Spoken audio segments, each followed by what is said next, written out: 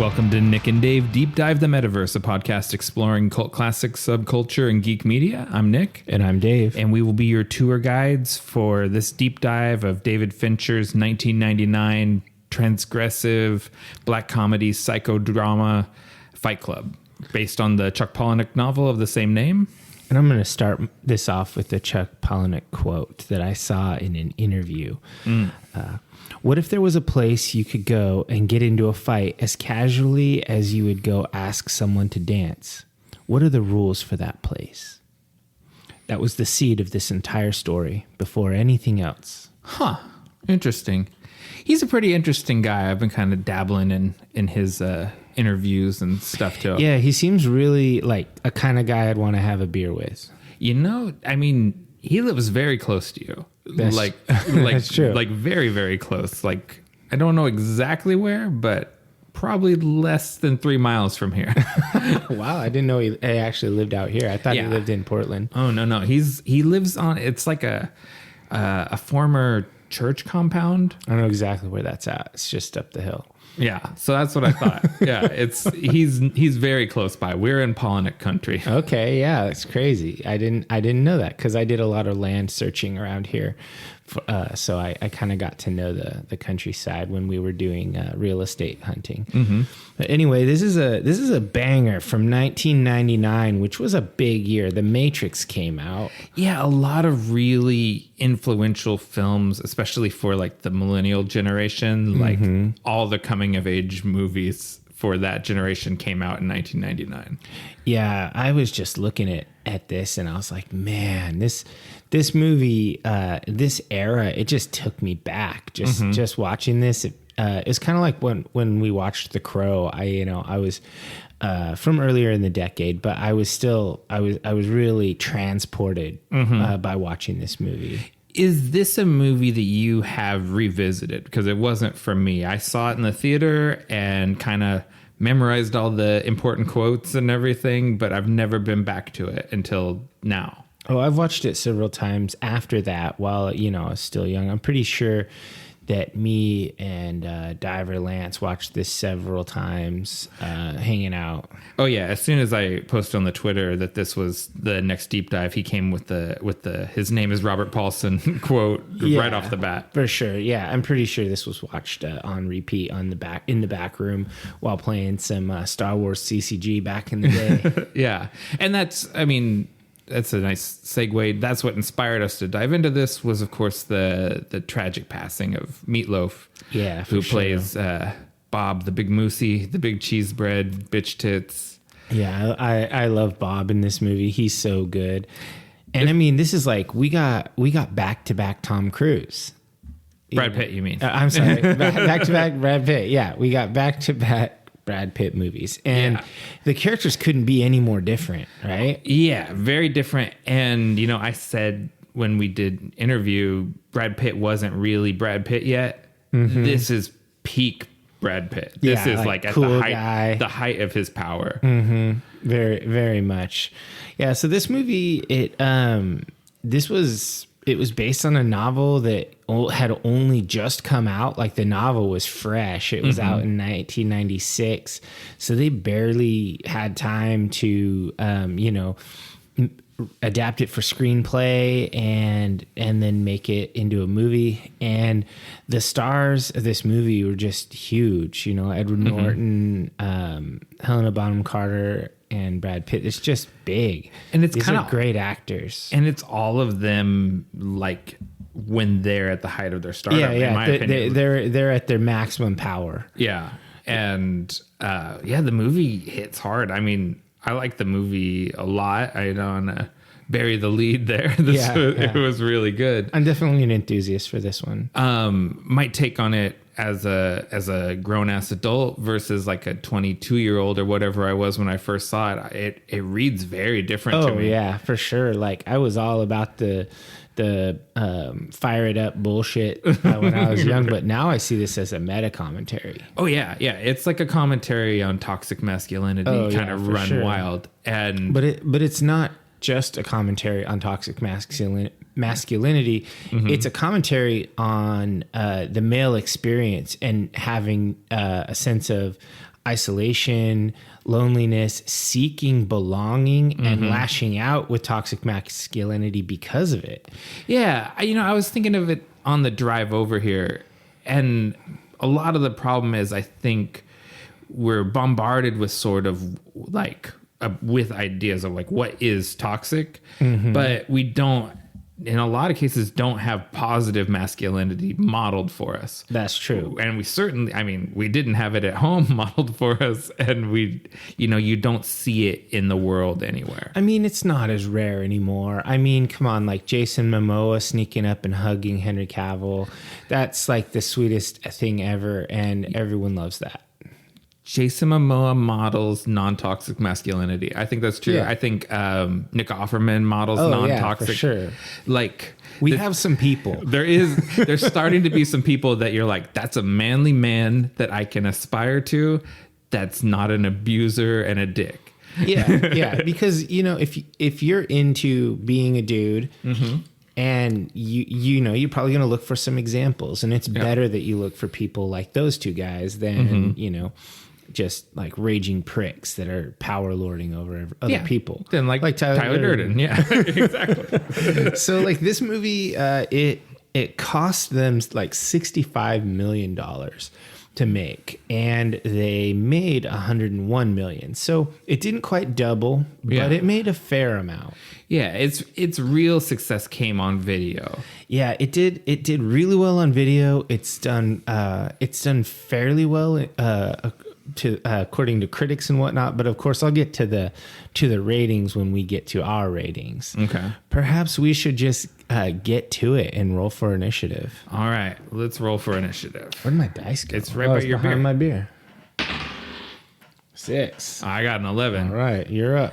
I opted for using this segment just to do a mini hot take of the Book of Boba Fett season 1, which the last episode ended or dropped last night. Yeah. Or yesterday morning. Yeah, so we're recording this about 5 days before this drops. So when this podcast drops, Book of Boba Fett will be out, have been done for almost a week. Yeah. The show was bad. No, it wasn't bad. It was bad. Yeah, this show was quite bad. No, that's a bad take. It's not. The storytelling was bad. The pacing was bad. So there were three segments of this show, really. There was the Tusken Raider portion where we're seeing Boba Fett's return to the world and his training, kind of his backstory, and that paid off somehow in the finale. No, it doesn't have to, though. Learning someone's origin story doesn't have to pay off in the finale, especially if it's a long-term series and not just a one and done.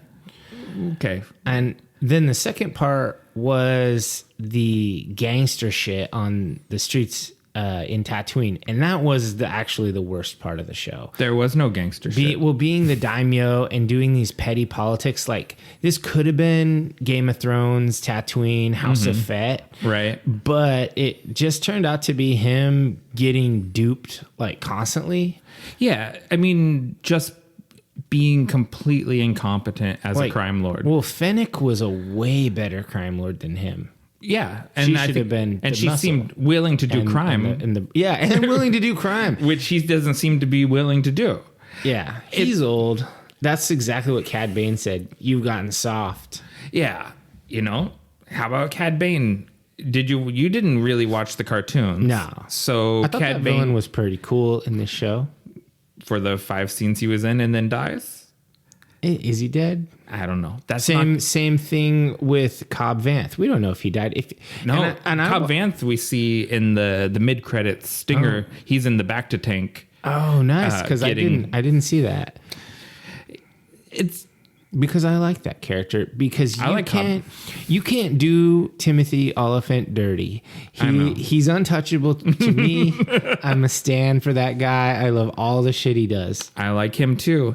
It's it's a bad look when the best episodes of your show don't have the title character in them. Oh yeah, I was gonna say the other element of it was the third element was the part that's all Din Djarin and Ahsoka and Luke and Grogu, and you're like, yeah, and that was the best part of the show. It was Mando and Grogu showing up with the chainmail on, and you're like, yeah, fuck you, Luke Skywalker. I'm glad Grogu didn't choose you, because if he did choose you, that means necessarily he gets slaughtered by Kylo Ren. So this means he doesn't die like one of the with the other younglings. Do you think he stole the lightsaber? He's a little thief. He is a little thief. He might have stole it, but I don't know. I'd love to see Grogu with the darksaber. Yeah, but see that it's too big for his little hand. It is. Even if he gets to full Yoda He'll size. grow up. But that's the thing. It's like And Ahsoka, come on, Rosario Dawson, so good. So if I were to say I really enjoyed The Mandalorian season 2.5, yes, I did not enjoy the Book of Boba Fett as a series. I don't think it hung together at all. How many stars out of 5 do you give this just for what it is? 2. 2 out of 5? I give it a 3 out of 5. I looked up Rotten Tomatoes, and it's 75% on Rotten Tomatoes. But then again, I'm going to go ahead and throw it out there. Disney and Star Wars stans are all shitbirds, and they'll give a thumbs up to anything. There's a lot of internet hate for this show, and there's defenders too. It's like, this is fun. If I was a kid, I'd love it. Okay. Well, the last episode was fun. It was good. I really liked that episode. There was full on King Kong. Like, they have your arm tattoo. Yeah. It's in the show. The Rancor did a full on King Kong, and I loved that. There's a lot of moments in the show that I liked. The mods were lame. The mods were lame, and they never really. And they just called them mods.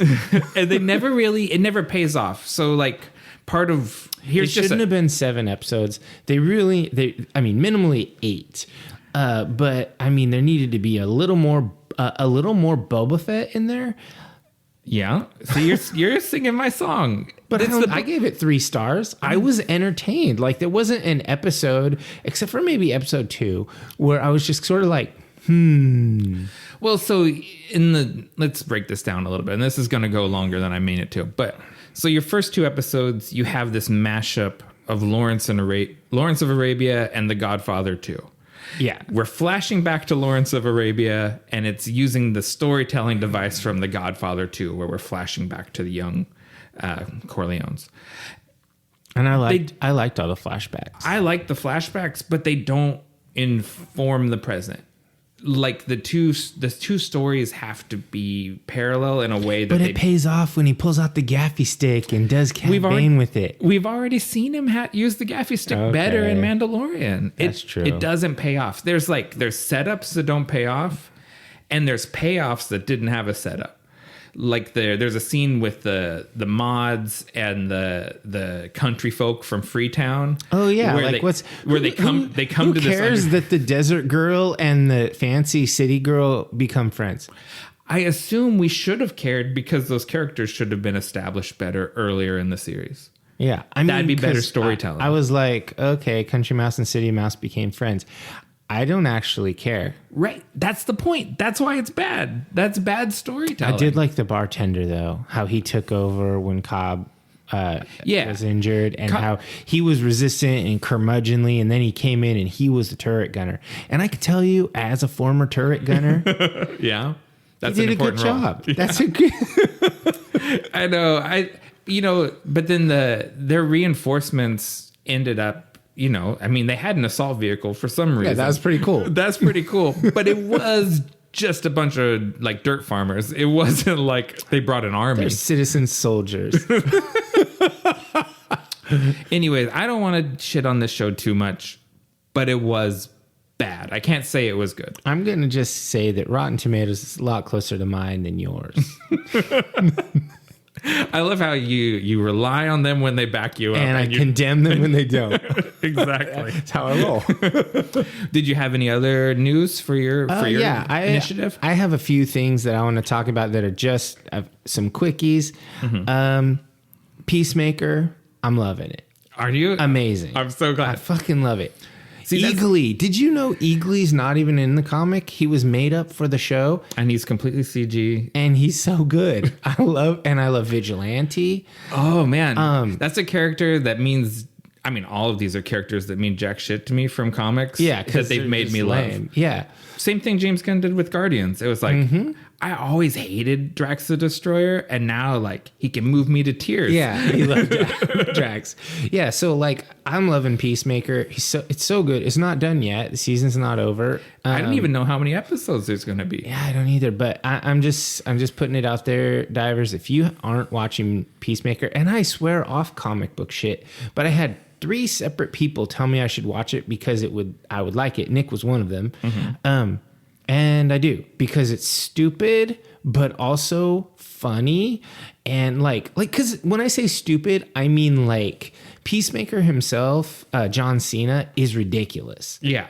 And he's so good. Like, John Cena is an amazing actor. Who knew? That was the thing. Like, there's this, like, the stuff he's going through, with his dad, and how he bonds with the agent. What's her name? The black lady. Adebayo. Yeah, he bonds with her, and they like become friends. And then she feels bad that she kind of let him down. Like, the acting in the show is legit. Yeah, the show is better than it has any right to be. Absolutely, it's better than Book of Boba Fett. By far, yeah. And see, I had maybe too high of hopes for Boba Fett, and I had no expectations for Peacemaker, and so it comes in being good and blows my expectations away. Yeah, exactly. Okay, so we don't need to dwell on that. We both love it. Another show that's partially through season 1 that I'm watching is Legend of Vox Machina. Oh, that's good too. So good. Cartoon. They never mention the words D&D, but it's a D&D show, a campaign from Critical Role that I talk about all the time on here. It's because their setting is not an official Wizards of the Coast. Yeah, it is. Oh, no, because I bought that source book and the guy at Guardian Games had to tell me it's a bummer this isn't official. Oh, well, the thing is let's get nerdy. So Critical Role is everybody at Wizards loves it. They all endorse it. They know it is the flagship ambassador for the game. All of the head people have acknowledged that. So they published Matt Mercer, the DM and head writer for Critical Role. They published his the campaign 2 source book for because this world, Exandria, has 4 continents. They published Wildmount, which is the continent from campaign 2. Okay. They published that like less than a year ago. Gotcha. And so they couldn't publish because of their publishing schedule and the way they only do like 2 setting supplements a year, and they do a certain number. You know, they have a very rigid thing because back in the day, D&D used to overload you with how many books they'd publish. You just couldn't buy them all. Right. And they're like $50 a pop. So it's and they're all quality hardcovers and stuff. So like they really they stretch it out so you buy every single one of them. Every D&D dweeb buys every book, and that's good. It's smart. And so they couldn't put out another Exandria supplement so close. Okay. So Tal'Dorei, which this was actually my next news item, Tal'Dorei Reborn, is actually an update and second edition of the original Tal'Dorei independently published book that Matt Mercer put out before Wildmount. So I guess the long and short of it is that Tal'Dorei Reborn is not a Wizards of the Coast publication, but Exandria is an official D&D world. Huh. Okay. This is just the author's supplemental material. So it's all legit, and none of it is like power creep jackassery. It's all real. I like that book. I mean, it's really I haven't read it cover to cover, but just like it has things in it like the mixed race, like kind of platform for the hybrid lineage. So you can Yeah. mix any two character races by having a hybrid lineage. So Very that cool. stuff has always sort of been in my head. Like, why doesn't this exist? Yeah, why can't I be half orc, half dwarf? Well, now you can. Now you can. Like, it gives you the framework for doing the sort of things that people were homebrewing. It gives you like a very authentic and like well thought out version of it. Yeah, for sure. And I think the book is really good. That was my next item on there. So the cartoon is really good. Legend of Vox Machina. The new book, Tal'Dorei Reborn, is really good. And it goes hand in hand with Legends of Vox Machina. There's no doubt that he published this specifically during the release of the cartoon. So people would buy it and, they make more money. The game store had a nice end cap of Vox Machina stuff. Yeah, there's actually, they have Critical Role has their own publishing imprint or whatever, Darrington Press, and they have like official authorized like member stores, like stores buy in to become a retailer for Darrington Press. And so obviously the big stores all do that. It's worth it because it's a flagship product. And like you said, cool. it is like, it's what civilians see that makes them want to play. Yeah. And I mean, there's nice, cool people playing D&D on the screen, and they all are competent and reasonable people. Like weird gatekeeping neck beards. Exactly. Yeah. So, two other very small things, just upcoming shows that I figured I'd mention for the nerds out there. Futurama is being revived. It got picked up by Hulu for 20 brand new episodes. Ooh. What do you think like of that? A reboot or I think or a sequel, because it had the perfect final episode. I don't know. I haven't. I mean, I read the article, but it didn't say either way. But Hulu has, and they have the original show creators, et cetera. And so 20 new episodes, and that's just for starters. If it catches on Hulu, I'm sure they'll do more. Just keep going. I mean, Futurama, as much as people talk about how The Simpsons predicts the future, Futurama had some really astute commentary on our society. So... I mean, I generally like watching Futurama better than The Simpsons. Yeah, I thought, but part of that is that it ended strong and hasn't kept going. Yeah, it didn't go like for 35 years or whatever and just become bad. So, okay, fingers crossed for that. All right, and then the other one is Obi-Wan Kenobi comes out May 25th on Disney. That just got announced today. It did. And so I'm stoked. I'm going to watch it. I fucking love that shit. I'll watch it even if it's Book of Boba Fett level. Even if it's Book of Boba Fett level. What I know, I mean, because Book of Boba Fett had moments throughout. I mean, 7 episodes is not much of a commitment. I really hope they do more Book of Boba Fett, but I don't even know how they're going to, because it ended with him like glad handing the populace and walking through and being honored by all the people. Like, is it really just 7 episodes and done? I kind of think so. I kind of feel like it was just a gap bridge for Mandalorian. Mando. I think so.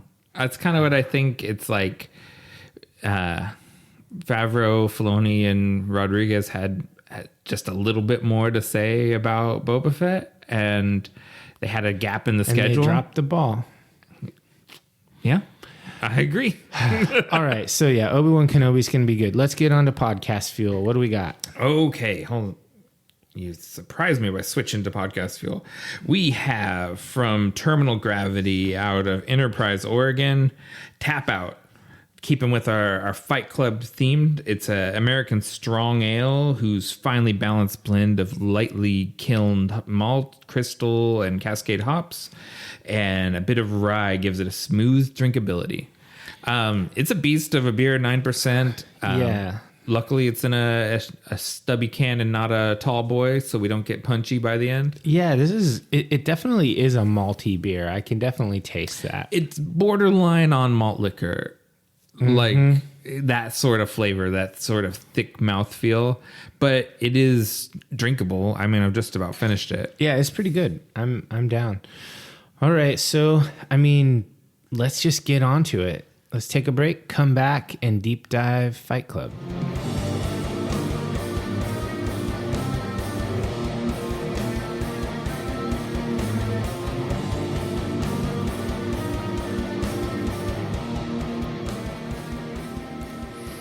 All right, let's get into Fight Club 1999, directed by David Fincher. So the movie opens up with the narrator, the unnamed character played by Edward Norton. So after I finished the book, I read Fight Club 2, the graphic novel by Chuck Palahniuk, and his name is Sebastian. I'm not going to call him that. Okay, we'll call him the narrator. That's what it says all through my notes. So the narrator has a gun in his mouth, and Tyler is holding it. You're going to skip over the CGI. The CGI traveling through his neural system thing? The brain synapses firing. I guess at the time it was pretty huge. It's pretty influential. It's very similar to the opening of X-Men, which came out the next year. Yeah, that's true. And it's very cutting edge 1999. It's very 90s looking. I mean, late 90s. It's very 2000s looking. Yeah, I guess so. And I don't hate it. Yeah. Okay, that's all. So basically, we've got this character, and he's got a gun in his mouth, and he's narrating. He talks about Project Mayhem and blowing everything up, terrorist style. This is 2 years before 9/11. So blowing up a bunch of buildings at this point, no one gave a damn. Isn't that crazy? I was thinking about that too, because there's also a graphic plane crash in it. And I was thinking all of this stuff became very taboo just in a couple of years. You don't make movies about that. And then he's telling a story, and then he's like, wait a minute, let's back up a little bit. And it cuts to him hugging Bob, played by Meat Loaf, rest in peace, with his huge breasts at a support group for men with testicular cancer, and they're crying. And it's, things always take on a different weight when someone passes away, but it's it felt more emotional since he's gone. And I don't know. Everything just hits different. I mean, Bob was always a really endearing character in this movie. He's very genuine. I kind of just saw him as comic relief as a kid, and now he's much more of a tragic character to me. For sure. Yeah. And then during the crying scene, narrator says, no, let's back up. Let's start off at the beginning. Right. So it's kind of gives us a little prelude. This is in a book, this is the prologue where it shows us what we're in store for. And then it takes us back to the hero's journey with the boring, shitty life. That's true. Yeah, the hero has to leave his boring, shitty life. Yeah. And this is very tight to the book. And more often than not, using Palahniuk's words. There's not a lot of, it's I don't know, what did we talk? Interview with the Vampire. It's like a hot rod version of the book where they've taken the fenders off, and anything that's adding weight, they've cut it off.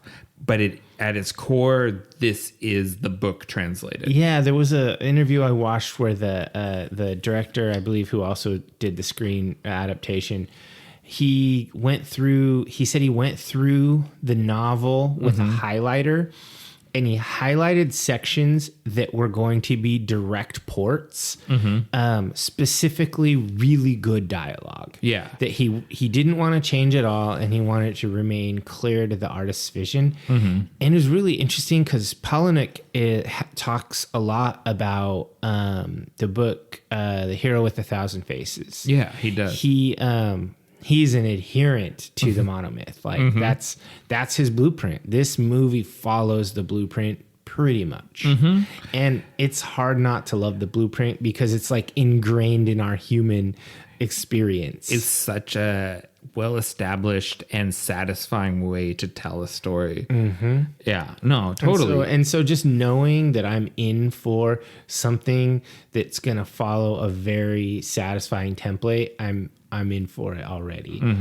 And so basically he's got this shitty office life. It kind of reminds me of a bleak as fuck Office Space. I thought that too. Yeah, because he has the boss that comes over and asks him about the action items or whatever. And it is very, predictive of Office Space, which I don't think that was even out yet. Yeah, I don't think so. Yeah. And so something just to note in these opening scenes, two things. Starbucks cups are everywhere. It's a reoccurring theme throughout the whole movie. Almost every scene has a Starbucks cup in it somewhere.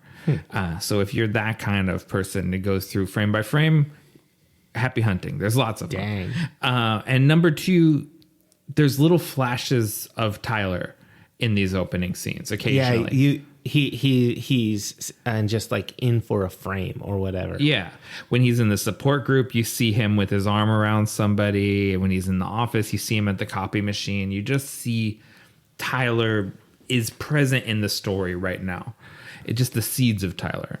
Yeah. And so basically this kind of goes for a little bit, a little while, like with the narrator just sort of walking through his shitty life. And he's a guy who has chronic insomnia. He just can't sleep.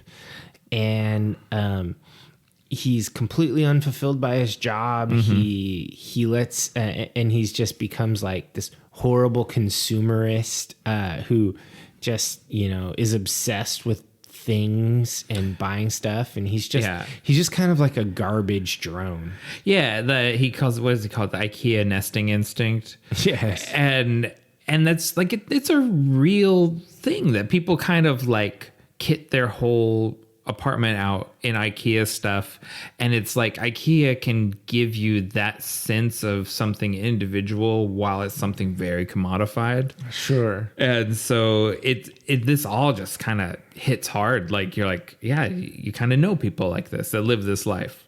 Yeah, they kind of have no personality aside from just like their stuff or whatever their token thing is, be it a dog or a thing. It's like that is your whole self. His is the IKEA apartment set.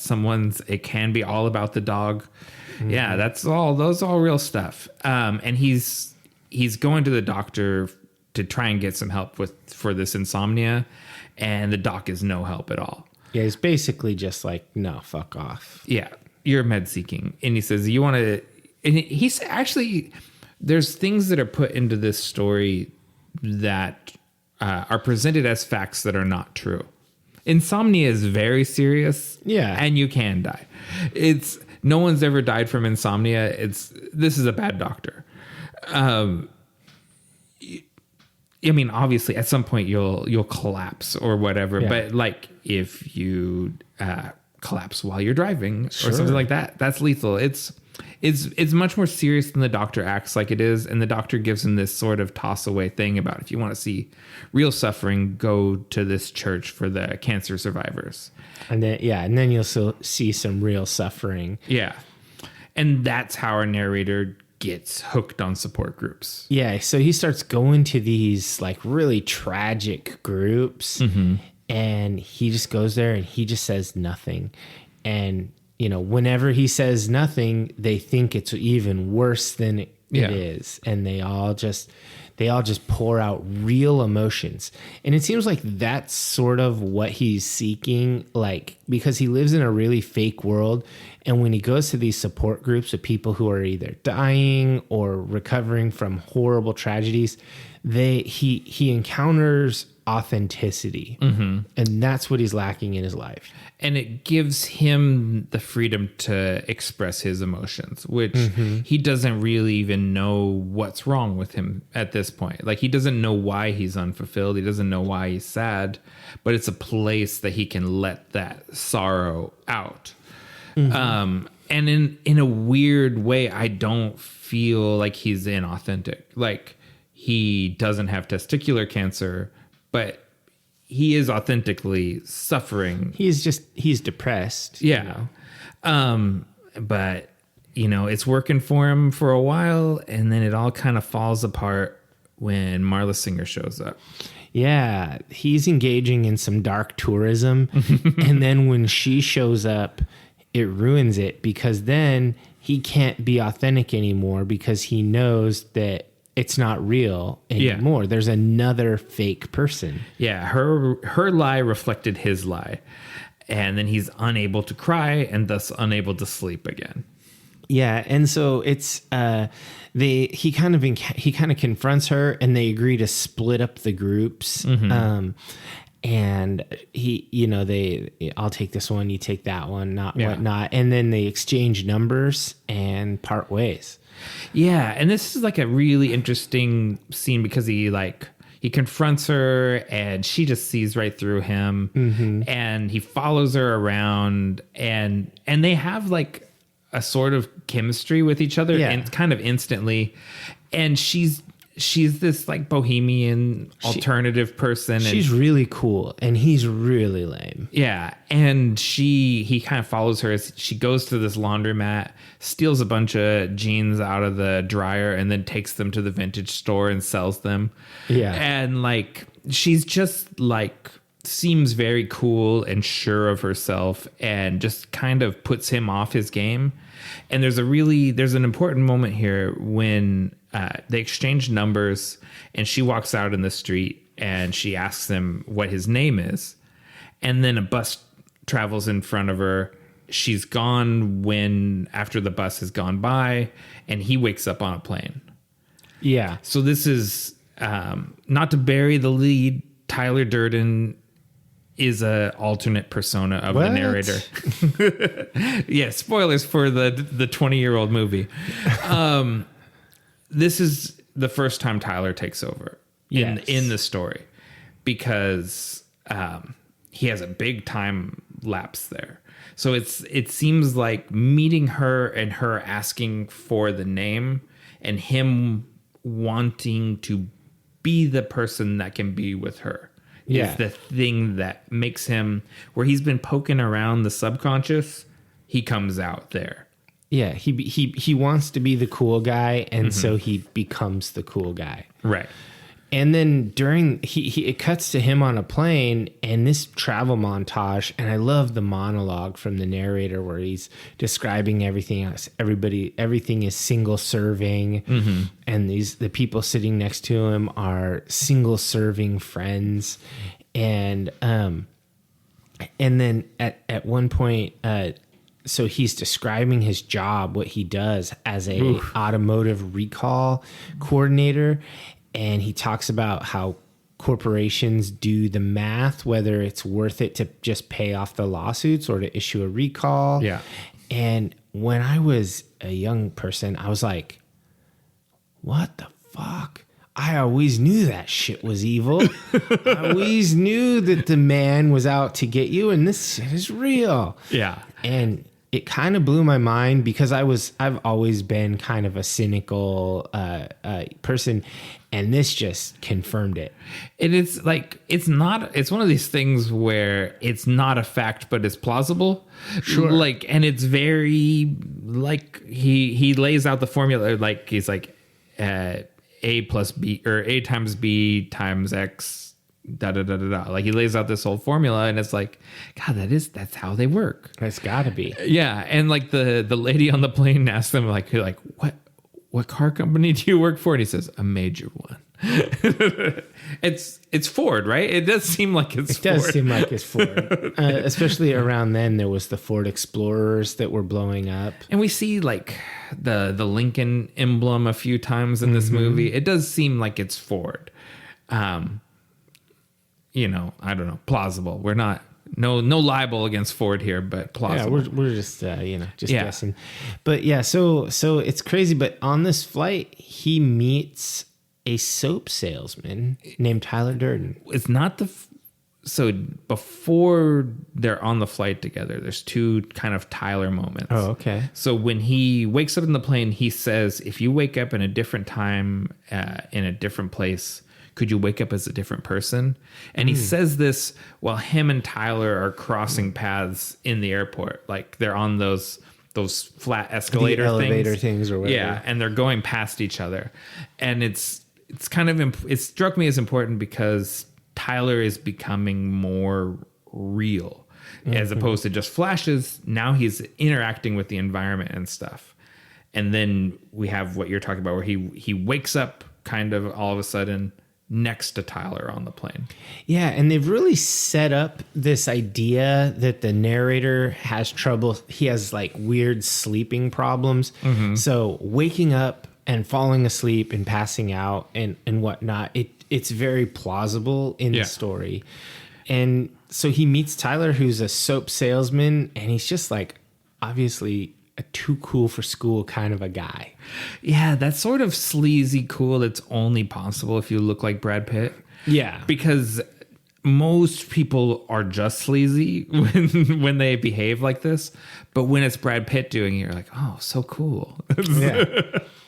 And I just thought, like, it's this role, it's so perfect for Brad Pitt. Mm-hmm. It's just, he's so good in this. He's so versatile as an actor. Yeah. I love this. And I think this isn't long after Seven. Fincher was a director that really locked in with Brad Pitt and brought out kind of what he was capable of. And I don't think anyone before Fincher really had really like, no, actually this guy is not just a pretty face. He's a real actor. What has Brad Pitt done recently? Does he even do shit anymore? Once Upon a Time in Hollywood with Tarantino. Oh, it's good. Is it? That's really good.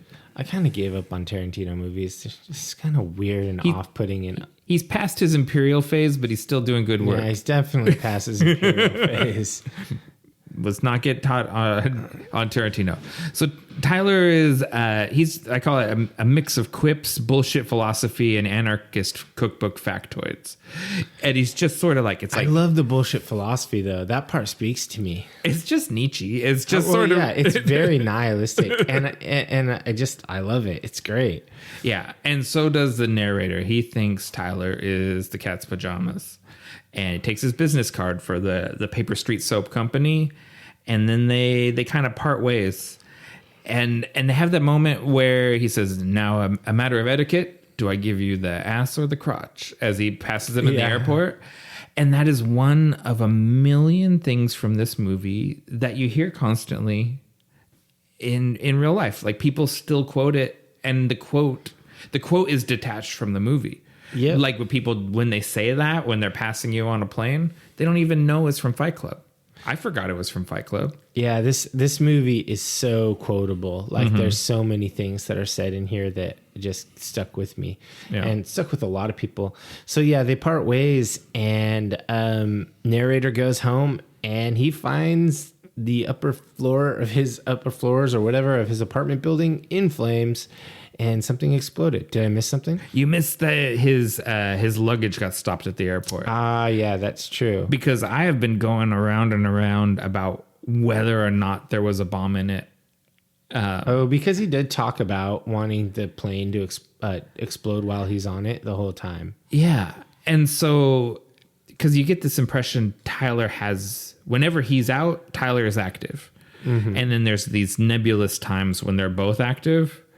And I kind of wonder, especially with how close it falls to the apartment exploding, was there a bomb in his luggage? I mean, that's an interesting factoid. I don't know.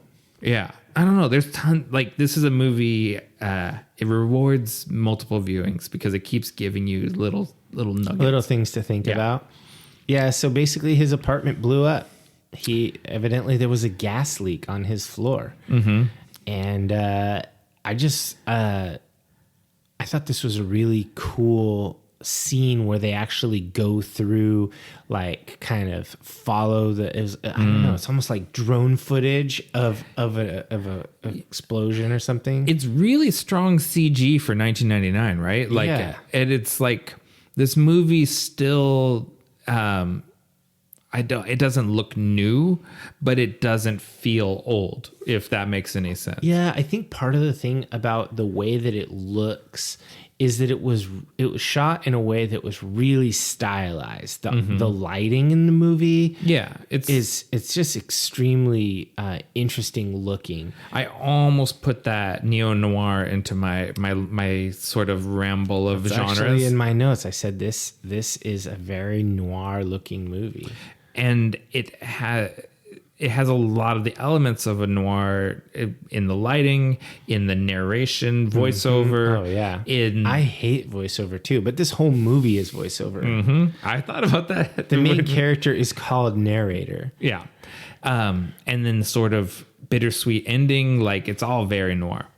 Yeah. So basically, narrator is disheartened about the loss of his whole, like his apartment. He lost everything. He's like, that was me. His whole IKEA nest blasted out the window and onto the street. And he's like, well, what the fuck do I do? Someone tells him like this to call somebody, and he's trying to figure out who to call because he only has 2 numbers. He has Marla's number and he has Tyler's number. Yeah, he calls Marla, and when she answers, he just hangs up right away. He doesn't have what it takes to talk to her yet. And then he calls Tyler, who doesn't answer, and so he hangs up. And Tyler star 69s and calls back. Man, star 69 back in the day. Caller ID. Oh man, that dates it a little bit. And anyways, they meet up at the dive bar and have some beers. And Tyler drops more of his dollar store Nietzsche philosophy on him. I mean, the dialogue in this scene is great. The banter between Ed Norton and Brad Pitt is just golden. These two people together on screen. Really good. Yeah, and I don't think they've ever been in anything together again. Man, they really should. This is really solid. I agree with that. And so basically, like he's like, are you gonna ask? Mm-hmm. He like bullies him into asking. Like he won't, because he's like, well, I guess I have to go to a hotel, and he's like, just ask, and kind of bullies him. And after all that, he says, just do me one favor, hit me as hard as you can. And then we take another side trip montage. But this makes me wonder, like, I want to see a cut of this where it's just Edward Norton talking to himself then punching himself. You get a little bit at the end. Later, you get flashes of it. But I want to see Edward Norton having a drink with himself, talking to himself, with other people in the bar just looking at him. I mean, that would be amazing. There's a few scenes, though. There's one later when they're driving in a car and they've got 2 of the space monkeys in the back seat. In the back, yeah. And they're fighting with each other, arguing. And the space guys monkeys just look freaked out. Yeah. And I was just like, just imagine you've joined this crazy cult. Yeah. And your cult leader is fucking batshit insane. Yeah. And then he crashes the car with you in it. Yeah. But that's way ahead. We're getting way ahead. Yeah, this movie's long. It's like 2 hours and 15 minutes. Yeah. So we had to get this done in like 4 hours. That sounds about our pace. Yeah. So we do a little side step and we get a montage of Tyler's night jobs. And this is even like trimmed down from how it is in the book. He has like a lot more time is spent on the night jobs. He's a projectionist in the really like the projectionist scene where he's splicing the porn into the movies. Yeah, and it calls back. Like at the end, it calls back with the spliced in porn, but also you get the the little cigarette burn thing like is inserted in the movie, even though this is post a time when that would have been a thing. No. This movie definitely would have. Was it? Would have been on film reels. Yeah, this is not a digital movie. Oh man, crazy. Yeah, this is, and back when you had modern projectors where you put all the film together in a big ass wheel on it. You didn't have someone swapping between 2 projectors like really old school. But it really was film, and it really was in these giant metal canisters that were too heavy to lift. Wow, that's pretty cool. But anyways, so he's a projectionist and sort of a guerrilla terrorist there, and he's a banquet waiter, and he does all the normal peeing in the soup and farting on the meringues stuff. I mean, normal in quotes, normal for a terrible person. And he has all these night jobs because basically, whenever the narrator is down for the count, Tyler's out fucking shit up. Yeah, and that's why he's tired all the time. Because he never sleeps. Yeah. He literally never sleeps because, if he's asleep, Tyler's awake. Mm-hmm. And yeah, and so, I mean, this whole thing with the movie projection and all of that, it's pretty crazy. Mm-hmm. And is it after that little montage where they have they actually have the fight in the parking lot? Right. And so it's I love the very first punch that Ed Norton throws, because it's obviously like someone who doesn't fight, doesn't know how to throw a punch. And it's just like this kind of weird side-armed punch right into Tyler's ear. Mm-hmm. Oh, I knew you would love that. Because it was good acting, because I know Edward Norton can throw a punch. Mm-hmm. Yeah, he does like Gracie style jujitsu or something, right? Yeah, Doesn't he he's a martial artist for sure. Yeah, I do. And if you actually landed that punch, hit someone in the ear, that's a pretty good. I mean, it smarts. They'll notice. Like, it hurts real bad. Yeah, and they just start kind of trading blows, right? Like Tyler punches him in the gut. Like shitty blows. Like two guys that have never been in a fight trying to fight. Yeah. And then they have some more beers, and then they stumble on back to Tyler's dilapidated Victorian mansion in the industrial part of town. And I don't know what it was about this little part, like basically the fight up to going to the house. Mm-hmm. But it's just like the lighting, it's so good because it's fluorescent lights from above. Mm-hmm. That are kind of coming also sort of from behind the guys. And so they're shadowed cast over their faces, and there's really big contrast where you'll see like a fully illuminated side of the face and then a dark side of the face. And then when they're walking back to the place, you see the lights, the street lights, and they're reflecting off the wet pavement and off of Brad Pitt's leather jacket, and Tyler stomping through the mud puddles. Yeah. And I was just, it just really occurred to me how in the mid to late 90s, there was like this sort of gothic punk moment. The Crow, Vampire the Masquerade, Fight Club, this look, this style. This was that moment. Well, and this crystallized. Was also real life, how things were lit in bars. And just really terrible lighting. Yeah, because like you said, this is a time before the bright blue LEDs and stuff that we have now. Shit looked different under those old lights. It was grimier under the old lights. Like now the new lights show everything. Not that things were necessarily better in those days, but it really feels grounded in that time and how things looked. And I really appreciated it in this watch through. And I probably never noticed that in my first several watchings or whatever, but this time I was like, that looks like that moment. Like this looks like 1998 or 97 or whatever when they filmed it. And so it was just super, super cool.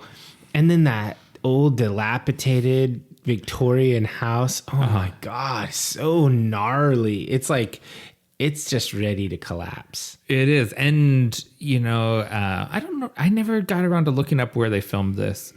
It looks like Detroit, kind of. It does have that. I bet it's Canada, though. I bet it's like Toronto or something, which is very close to Detroit. Sure.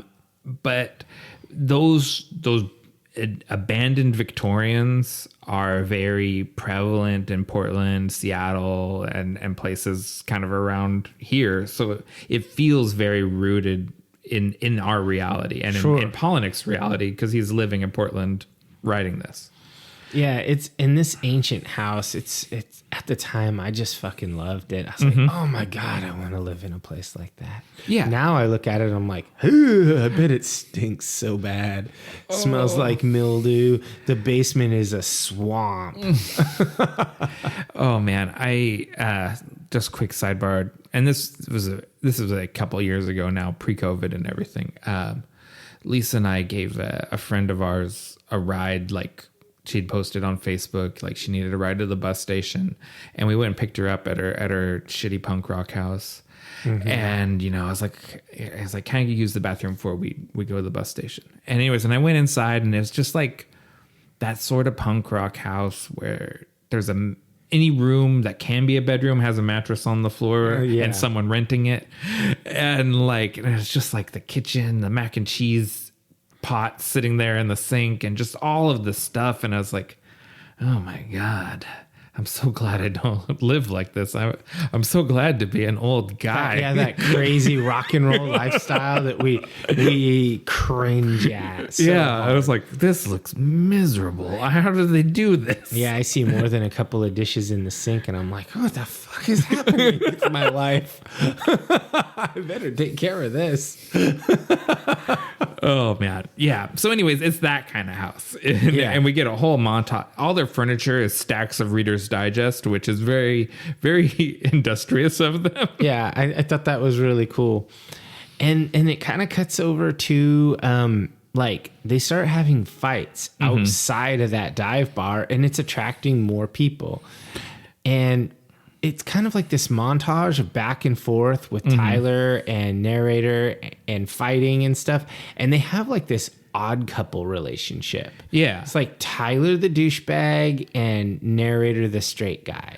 Yeah. And there's a moment when the narrator's like, he's making coffee with like, just with a strainer over the cup of coffee, and Tyler's in his like waiter's tuxedo, and he's getting him ready to leave. Yeah, he straightens his tie. Yeah, and it's like it's very symbolic of the sort of like the narrator comes home from work, and then Tyler goes out to work because they're the same guy. Yeah, and the fights, as people start coming to watch the fights, no one interacts with Tyler. They only they approach and they both say hi, but they only respond to Edward Norton. Yeah. Like no one ever sees Tyler, and you don't notice any of this stuff on your first viewing. Nothing really triggers your alarms that something's screwy until you rewatch Tyler it. is like quipping all the time. Like he'll say something shitty as someone walks up, but they don't really respond. Yeah, they don't respond to it at all. Yeah. And none of that stuff jumps out at you until later, until you already know the twist. Yeah, for sure. So yeah, this is pretty cool that the basically the fight they don't move to the basement quite yet, but there's a moment where narrator has just a fucked up face and he's in a meeting and I love this one. He's just like, he smiles a blood-mouthed grin at the guy, and no one will even look at him straight. It just absolutely disturbs them. Nobody, like people who are injured and hurt, nobody wants to look at it or notice it in these scenes, and they're all men. Normally, obviously we've all worked with lots of women. If I came to work right now and I was injured or something, my female colleagues would be like, "Are you okay? What happened?" A man would say nothing. They would look at it, maybe nod, maybe not, and we would keep talking. Yeah, I really love that scene because I hate that sort of corporate small talk stuff. Oh, the totally fake stuff. Yeah. Yeah. And the guy, he's like they talk about him more in the book. Like he's a sales rep from Microsoft, which is what my cousin Kyle is. Oh, so man. I just sort of imagine. So is Kyle a douchebag like that guy? It's part of the job, I think. Yeah, it's just being like, "Hey, my man, I know you like this cool presentation." Yeah, except nowadays it would be like, "What's up, my guy?" Yeah. But I was like, I showed it to my man here, and he likes it, and he's just like, and he shows him the bloody smiles. So good. Yeah, and it just like. It's one of those things where reality breaks the simulation for a second there. You can't deny the guy's bloody mouth. There's a simulation that this is fun. We're all enjoying this meeting and we're all very interested in this PowerPoint presentation. When the guy shows you his bloody teeth, the matrix is broken for a second and you're like, "Ugh, real life." And then ignore, go back to the simulation. But our narrator is running a counter narrative at this point. I don't do like what Fight Club does, but I do my like full contact sword fighting, and I get hurt sometimes. I'll have a limp, or not as much anymore. I seem to have upgraded my skills, but or I'll have just like a gnarly bruise on my arm or something like that. People do not like looking at hurt people. No. They don't want to acknowledge that shit. And so I can't imagine if you, like, I wear a helmet so I don't get my face and stuff hurt. I can't imagine if you came to work with like 2 black eyes. Fuck. Yeah, no, people don't. Well, and this is this one of the reoccurring motifs in the movie. This sort of the acknowledgement that you are going to die, not that you can die, but that you are going to die. That's why people are uncomfortable with it's mortality represented. Yeah, and so people don't like to look at their mortality like that. They like to do anything to pretend that it's not there. And I think that's part of why, even though I kind of crap on the philosophy in this movie, why the philosophy does resonate with people, because there is the grain of truth in it. Yeah. There is something to what they're saying. There's a nugget that resonates and it's impossible to deny. So there's a couple things in here in this little section that I loved. And it's the first time Tyler gives the speech and when they're in the basement and he rattles off the rules. Gentlemen, welcome to Fight Club. And he says the rules. It's so iconic. I fucking love it. Like, how many times have you heard someone say, you know, like, the first rule is you don't talk about whatever. Second rule is you don't talk about, you know, like, that is, it's still with us. Like, I love that part. It's so good. And Brad Pitt is like, he's like a carnival ringmaster. It's so awesome. If, and I kind of already said this, but it bears repeating. If it wasn't Brad Pitt, if it wasn't someone that looked like Brad Pitt and sounded like Brad Pitt, none of this stuff would. Because he has an 18 charisma. He does. It's like, it's preternatural, like how charming and sexy he is. It just like, even when he's getting his ass kicked, he's still handsome. And like he smiles and stuff. And you're like, fuck. Yeah. And so it's really like unfair that you have him spouting this bullshit that normal people could see through if someone else was saying it. It's called the halo effect, that good-looking people can get away with things, lighter sentences at work, you know, they're perceived better. So there's a couple of questions in here during the Odd Couple montage that we've got to answer. Okay. That they ask. One is, if you could fight any celebrity, who would you fight? Oh, man.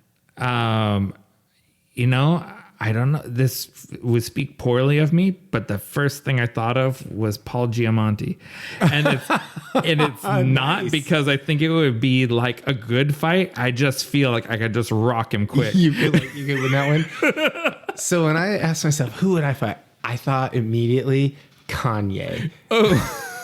No, he's almost the same age as me, so it's not too different. But he thinks he's a god, and I would fucking kill that guy. I got like 100 pounds on him. Kanye has like a foot, right, or something. Kanye has problems. I don't think that's fair. This is just random celebrity. We're not saying he deserves an ass whooping. This is hypothetical. Okay. He probably could stand to have one. I say that as a fan. You know what the thing is I mean, I have been in fights. I'm pretty sure if I fought Kanye, I would come away hurt.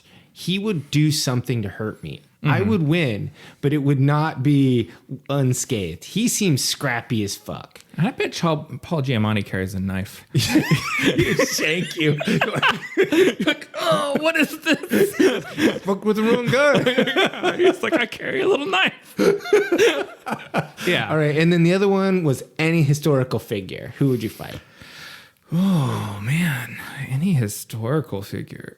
I mean, another one. I don't think this is a long fight, but I've always been jealous of Captain America punching Hitler on the cover of... You know what's hilarious is I chose Hitler too.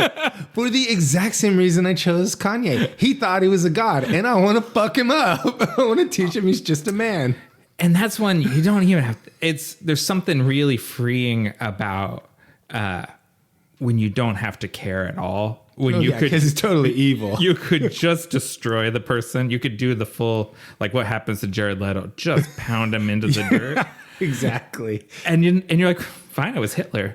I mean, I loved narrator's answer. Gandhi. I was like, oh, that's so wrong. And that it made me instantly think, Jesus. I wouldn't want to fight Jesus. But I mean, that just made me think, who's in the same vein as Gandhi? Like, in that it is the same. Any of those like strict pacifists like that, that's just brutal. Like, yeah, the turn the other cheek crowd. Yeah, you totally are gonna win that one. Anyway, I thought those were good questions to answer. My takeaway quote there was when Tyler and the narrator are talking about their dad's dad, the same guy, and he says how the dad had said, it's like, well, you should get married, and he's like, I can't get married. I'm a 30-year-old boy. Yeah. And like that is a really important motif in the movie, is like all of these men who are mentally still boys because they've never had a rite of passage. Like it's something missing from our culture. So there was an interview with Chuck Palahniuk where he talked about this a bit, and I thought it was really telling. And there's this, I can't remember who he referenced. He referenced some writer who's wise, and basically said that there's a time in a young man's life when he has to, by necessity, spurn his own father in order to break away, in order to become his own man. And usually it is then important that he finds a new father figure, a mentor, a sensei, someone who teaches him a trade, a coach. That's Joseph Campbell again. Yeah, so it's more Campbell stuff. And so he talks about this stuff, and it's just Tyler Durden was narrator's own self being his new father, and he also was the father to all the Project Mayhem guys, right, who had no second father. Right. He's the Obi-Wan for all of them. Yeah, exactly. Or I remember actually in the trope that he was talking about, it's sometimes simply called old man. Mr. Miyagi. Yeah, you have to find an old man to be your wise man, your Yoda, your all this stuff. Yeah, Luke had two. He's so greedy. He's so lucky. Yeah. No, I think I saw that same interview. Think about this movie and this like the writing behind it and the thinking is that it seems like glitzy and like dollar store Nietzsche and stuff, but it's so well thought out, and it's based on age-old human tropes, and so that's why it speaks to you. Yeah.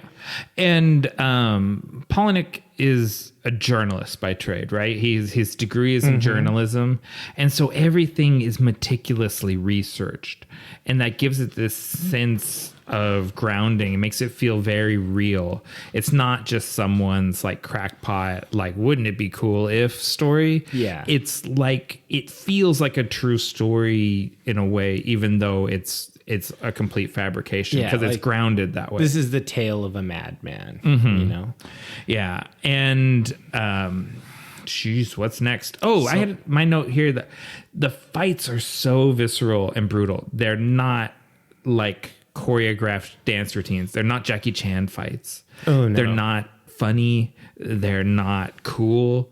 They're just like, I don't know, slobber knockers. Yeah, like what do you call it? Just like ass beating, like how a real fight is. Yeah, like if you've ever seen street fights, like where people beat the shit out of each other, it sounds like this. It looks like this.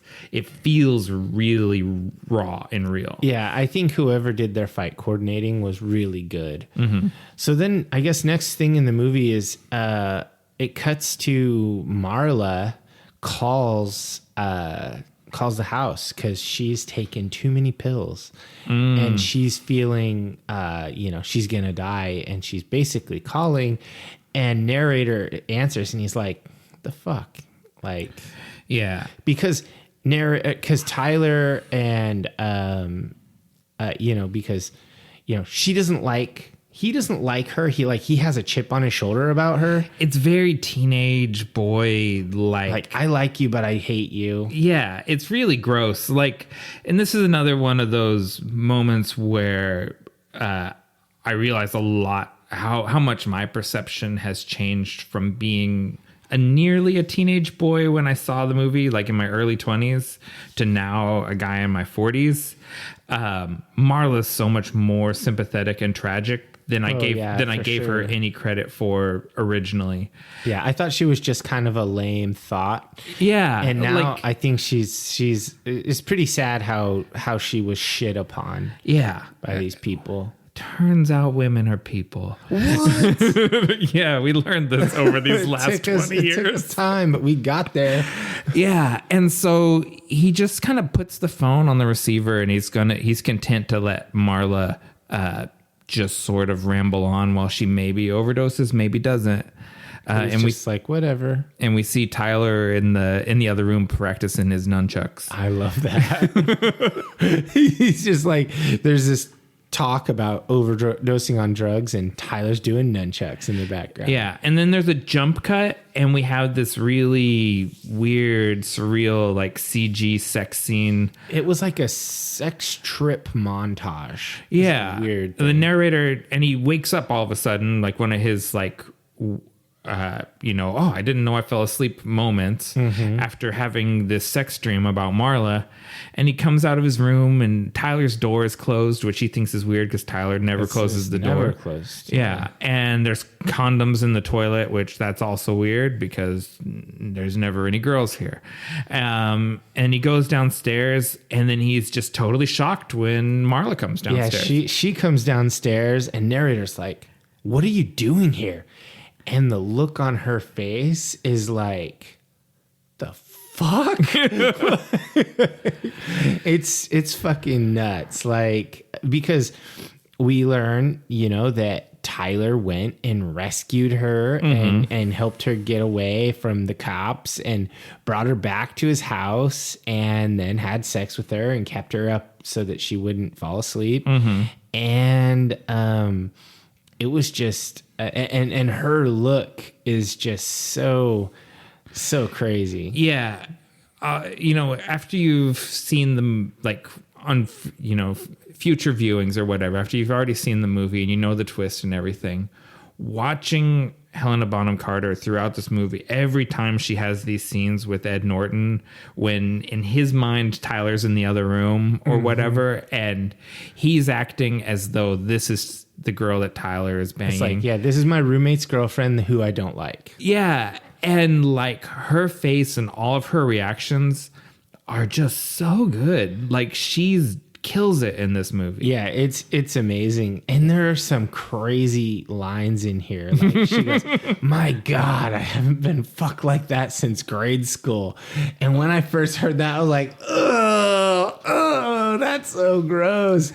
And it's so funny because when they shot that scene with her saying like a bunch of different lines. Yeah. And they didn't want her to say that. And so they shot it where she said, "I hope I got pregnant because I want to have your abortion." So that's the line from the book is I want to have your abortion. Oh my God. And that was the thing. Like they're like, you can't say that. You have to say something else. And the grade school line was the more acceptable line. But once they shot that, the studio was like, can we go back to the abortion? Go back to that other one. It's too late. This one's too good. So Chuck Palahniuk, I don't know when to sneak this in there. He calls his writing transgressive fiction. And so he's always looking for like, what's the transgressive angle on this? What's the subversive version of it? And so the romantic idea is like, I want to have your baby. So the transgression of that is I want to have your abortion. Yeah, he likes to flip things. Whatever would be the thing, the nice or whatever, the nice thing to say, he just flips it. Does the opposite. Yeah. It's really crazy. And then there's another term that Tyler uses in here that I didn't even remember was from this movie, but I'd heard 1,000 times. He's talking to narrator and they're like addressing the idea that Marla, and Tyler's like, "Don't worry, man. She's just a sport fuck."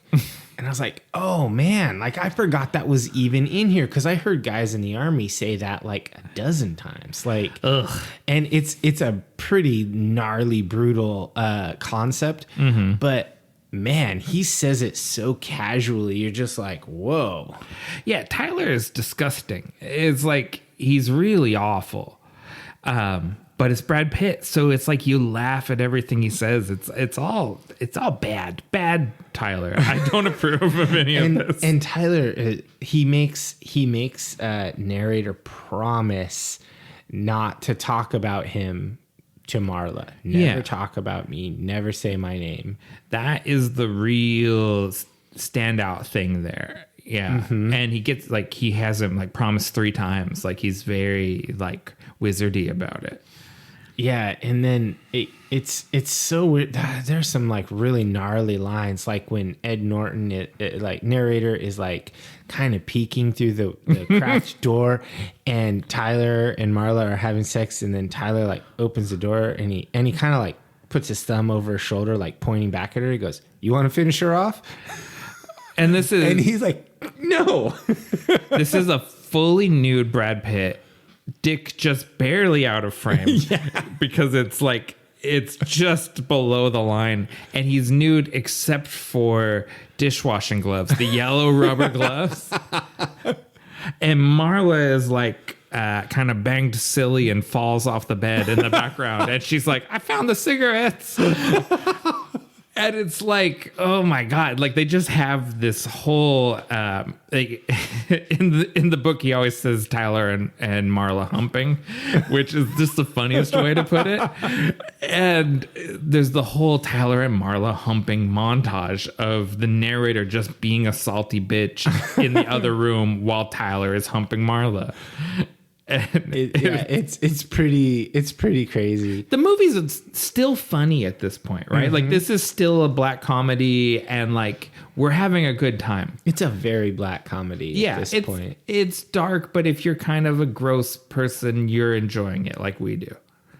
Yeah. At this point. Yeah. If you're a disgusting early 20s young guy, you really think this is great. So, like, basically, there's a couple of short scenes in here, like, where he goes to work and his boss says, is that your blood? And a thing on his collar, and he goes, yeah, some of it. Perfect psycho answer. Yeah, that's so grim. Like, I want to say that someday. I mean, it's just perfect. And then... basically, there's some calls from the police officer, the detective, where they talk about how his apartment was blown up with homemade dynamite, nitroglycerin and we now know because that's a byproduct of soap making that Tyler does. We haven't really got into the soap thing quite yet. We've seen that he sells soap, but we haven't had the soap making process. We didn't get to the soap making process. But there's a lot of... Like as soon as and right when he's talking on the phone to the cop, Tyler says, "Tell him the Liberator destroyed my property to realign my perceptions." Yeah, like we get a lot of clues here that Tyler's the one that blew up the apartment. Yeah, and he all but says it during the course of the phone call, or he says, "Tell him that you did it." That's what he wants to hear. Mm-hmm. And I think this is one of the more obvious, like. Tyler and the narrator are the same person moments in the movie. Yeah, it's pretty, and the cop on the other end of the phone is like, what, you know, like, it's strange. Yeah, and the narrator does give his like a good kind of sad story about how all those weren't just things. That was my life. I lost my whole life in that explosion. Mm-hmm. And I loved every stick of furniture. Yeah, and the detective seems more or less swayed for the moment by this, but this thing is getting more and more suspicious. And then we get to the soap making where they go and they rob the liposuction clinic dumpster. Yeah. And the part where the bag gets pierced on the barbed wire and it's just running down. It was so gross. Oh my God. Oh man. The nastiness of it. It's just so extra. Like that's just good filmmaking. Make your audience cringe hard. This hits different now as someone that works for a healthcare provider and has been around medical waste and stuff. I have like a spectrum of smells and things attached to all this that I wouldn't have had before. And so I just can't dumpster diving at the at the cosmetic surgery clinic. Oh, it's so bad. Where does all that waste go to? They incinerate it, right? Yeah, it gets incinerated in special incinerators, essentially. Yeah, you can't send that to the landfill and have like raccoons eating medical waste. Oh my God. No, but when you run those medical waste incinerators, I've told you off, Mike, before, it does make vulture's kettle over the top of the machine. Does it? Yeah. And that's when vultures fly in a circular pattern, that's called a kettle. And they will circle over that because It's like when policemen kettle protesters. that's true. Yeah, a kettle maneuver. Not the same thing, but it kind of there is. Vultures are scavengers and police are predators. So that's the difference. So yeah, I mean, and then after that scene where it's just so nasty, comes what I have dubbed the 1990s Gamja bar. Oh shit! I didn't. That's a good one. It's so perfect because it's like Tyler is Reverend Mother and a narrator is Paul Atreides, and he can't move his hand and it hurts so bad. And he's telling him, you got to control your emotions. This is just pain. This isn't real. You can't die from this. And it's just... And it's a Gamja bar scene. He won't let him do like the Zen stuff that he's learned from his therapy sessions or whatever. He can't even say the litany against fear. Yeah, he's like because he wants him to be present in the pain, not to put the pain out of his mind. Yeah, it's brutal, and it leaves him with a big lipstick mark on the back, or like a lip shaped scar. And I imagine that scene where he's doing it to himself. He kisses the back of his hand and he puts the chemicals on it and he's just holding it there like, holy shit. That's insane. It's psycho. Yeah, it is. I love that scene though. It's so good. Yeah. And then we see how Tyler sells. There's lots of these good like scenes. Little tiny vignettes almost. Where either the narrator or Tyler, they sort of mirror each other, but only one of them is talking and the other one is kind of standing in the background. To the side, yeah. Yeah, and so we have Tyler and he's schmoozing the lady at the Nordstrom's to get, to buy the bars of soap or whatever. And the narrator's standing aside because this isn't his forte. And he's wearing like sort of his version of the Tyler outfit. Like he's got sunglasses and the sports coat and everything. Yeah. But it's not as cool. Yeah, but it's not as cool because it's how he would do it. Yeah, not how Tyler would do it. Who's a real cool guy?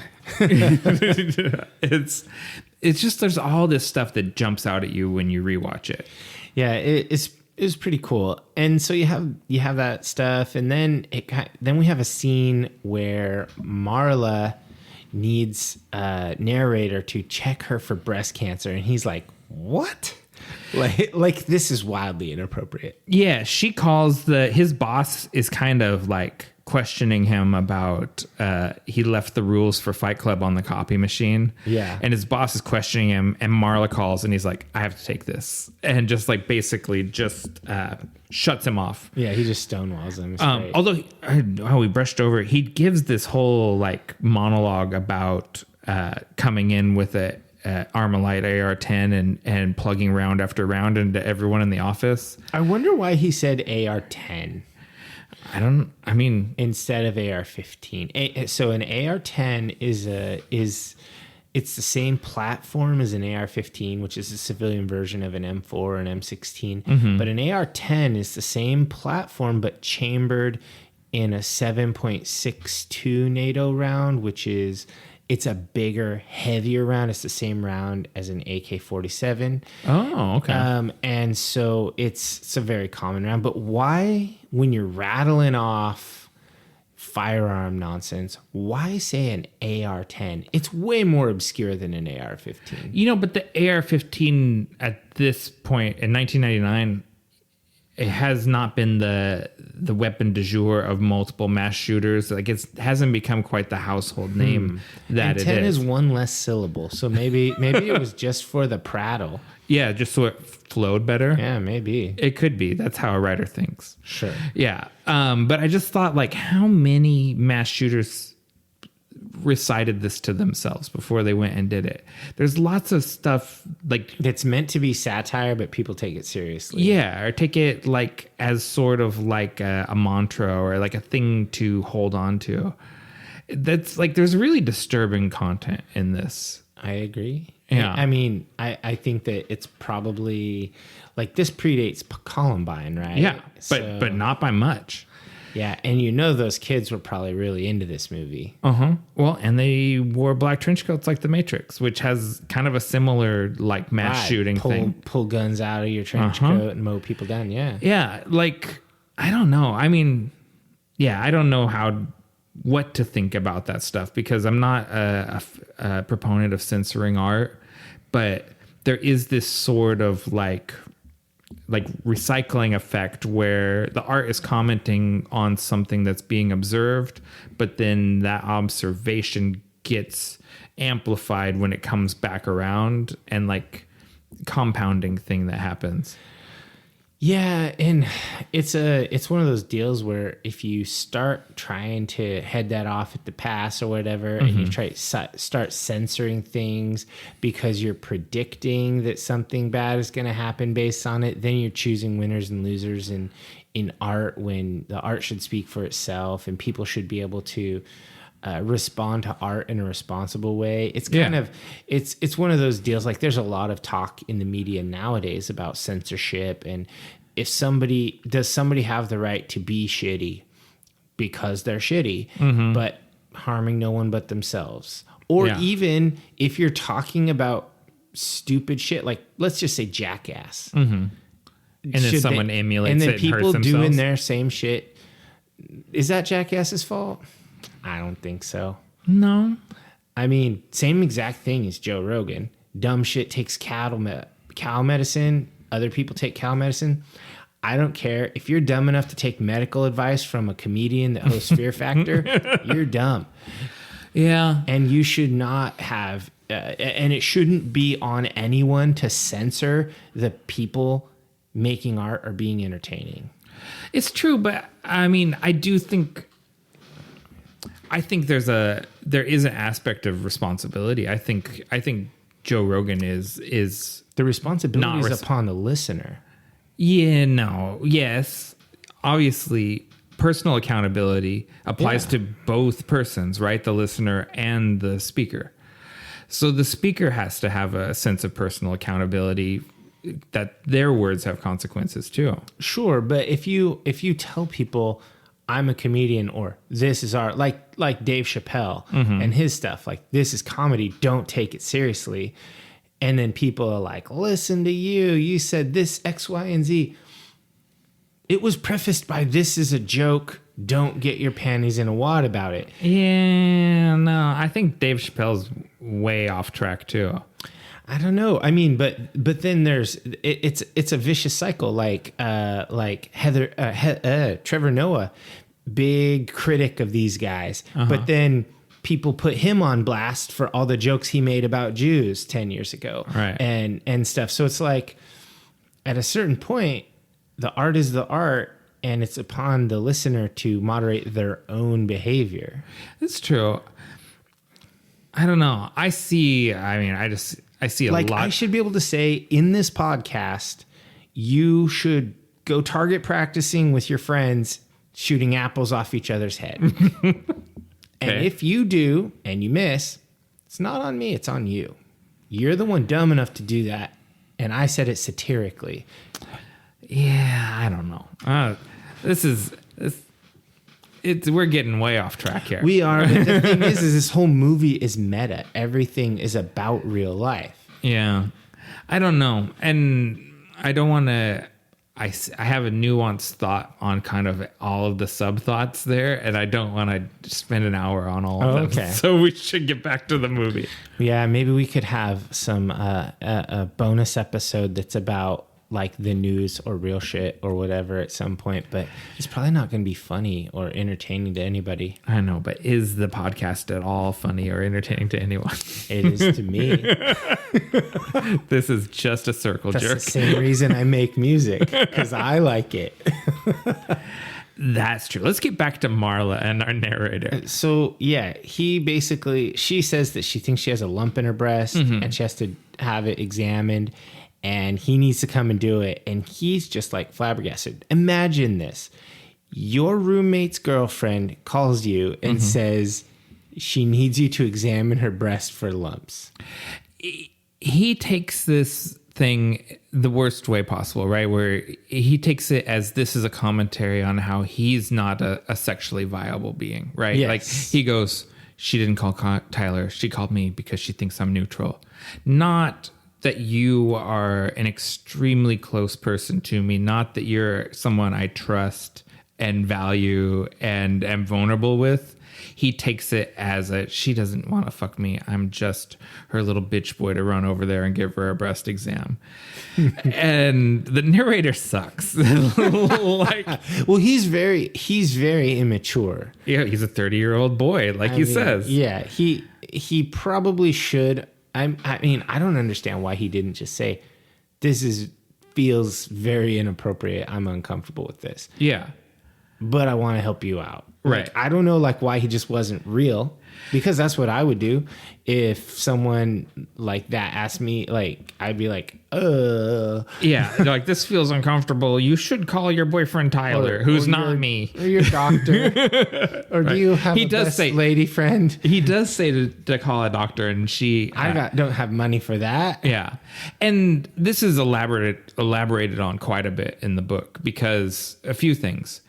Discovering what she thought was a lump is what got her started going to the cancer support group in the first place. So she's had this as a kind of a reoccurring fear. And number two, the reason why she's having changes in her breasts is that she's pregnant. Oh. That doesn't come up in Fight Club, but that is a big part of Fight Club too. Oh. That she was pregnant at this point in the story. But who was the father, Tyler or the narrator? That is a plot point in Fight Club 2 as well, wow. Actually. Nice. That's interesting. But this is the child that the narrator feels like is his. Okay. Our narrator, Sebastian. All right. Does he ever tell Marla that his name is Sebastian and not Tyler? Yeah, because they get married and stuff. Oh, God. It becomes lame. Just kidding. Being married is cool. I know our wives will hear this. It's I won't listen to this because she hated this movie. Oh. She doesn't listen to the podcast even if she doesn't like the content. No, if she didn't like if she didn't like the movie, she will not listen to the episode. I've seen her Spotify has it shows the little green bar. She's never finished an episode. Jesus, you're her husband and I'm one of her oldest friends. She listens to most of them at least 2/3 of the way through. And she won't hear this conversation about her. No, probably not. That's great. Anyways, the narrator goes over. He gives her the exam. She thanks him. She gives him a very sweet kiss on the cheek. Yeah. And then he gives her the cold, "Are we done?" And she's just like, "Yeah, we're done." And it's just like her face in the, what the fuck is this guy's problem? Like, who is he? Yeah, his expression is so spaced out, sketched out, weird, and he feels utterly dejected. Like, this is the ultimate rejection, right? And she feels like she was just like asking him for help and tenderness, and so their expectations are so off from one another. It's just completely fucked. Yeah, and he leaves. And he comes outside, and who should he run into? Bob. Oh, I'm so happy when we see Bob again. And he's happy to see his friend Cornelius. And Bob is in such a great mood because he found a new therapy group. He's got 2 boxes of donuts, and he's just living his best life. So happy. Yeah, and they have this little talk, and he starts saying, he's like, "I found this new group." And he says, well, what group is it? And he says, well, the first rule is I'm not supposed to talk about it. And the second rule is I'm not supposed to talk about it. And he can just barely contain himself. And the narrator's like, Bob, I'm a member. Yeah. It's so great. And so then they go to, it cuts to a meeting, and Tyler says, I see a lot of new faces, which means a lot of you have been breaking the first 2 rules. And everyone kind of chuckles. Yeah. And it's kind of like, this sort of like when shit turns a little dark, because then Tyler or narrator and Bob fight, and Bob fucks him up. It's true. And then, there's another thing there is that Bob goes on like Tuesday nights and Tyler goes on Saturdays. And the narrator only knew about Saturday Night Fight Club, but there's Fight Club on multiple nights a week. So Tyler is active doing shit that the narrator has no clue about. And this is kind of the beginning of, basically, Tyler is living a whole other life that narrator is completely like unaware of. Yeah, and things are starting to spiral really fast. Yeah, it's getting crazy.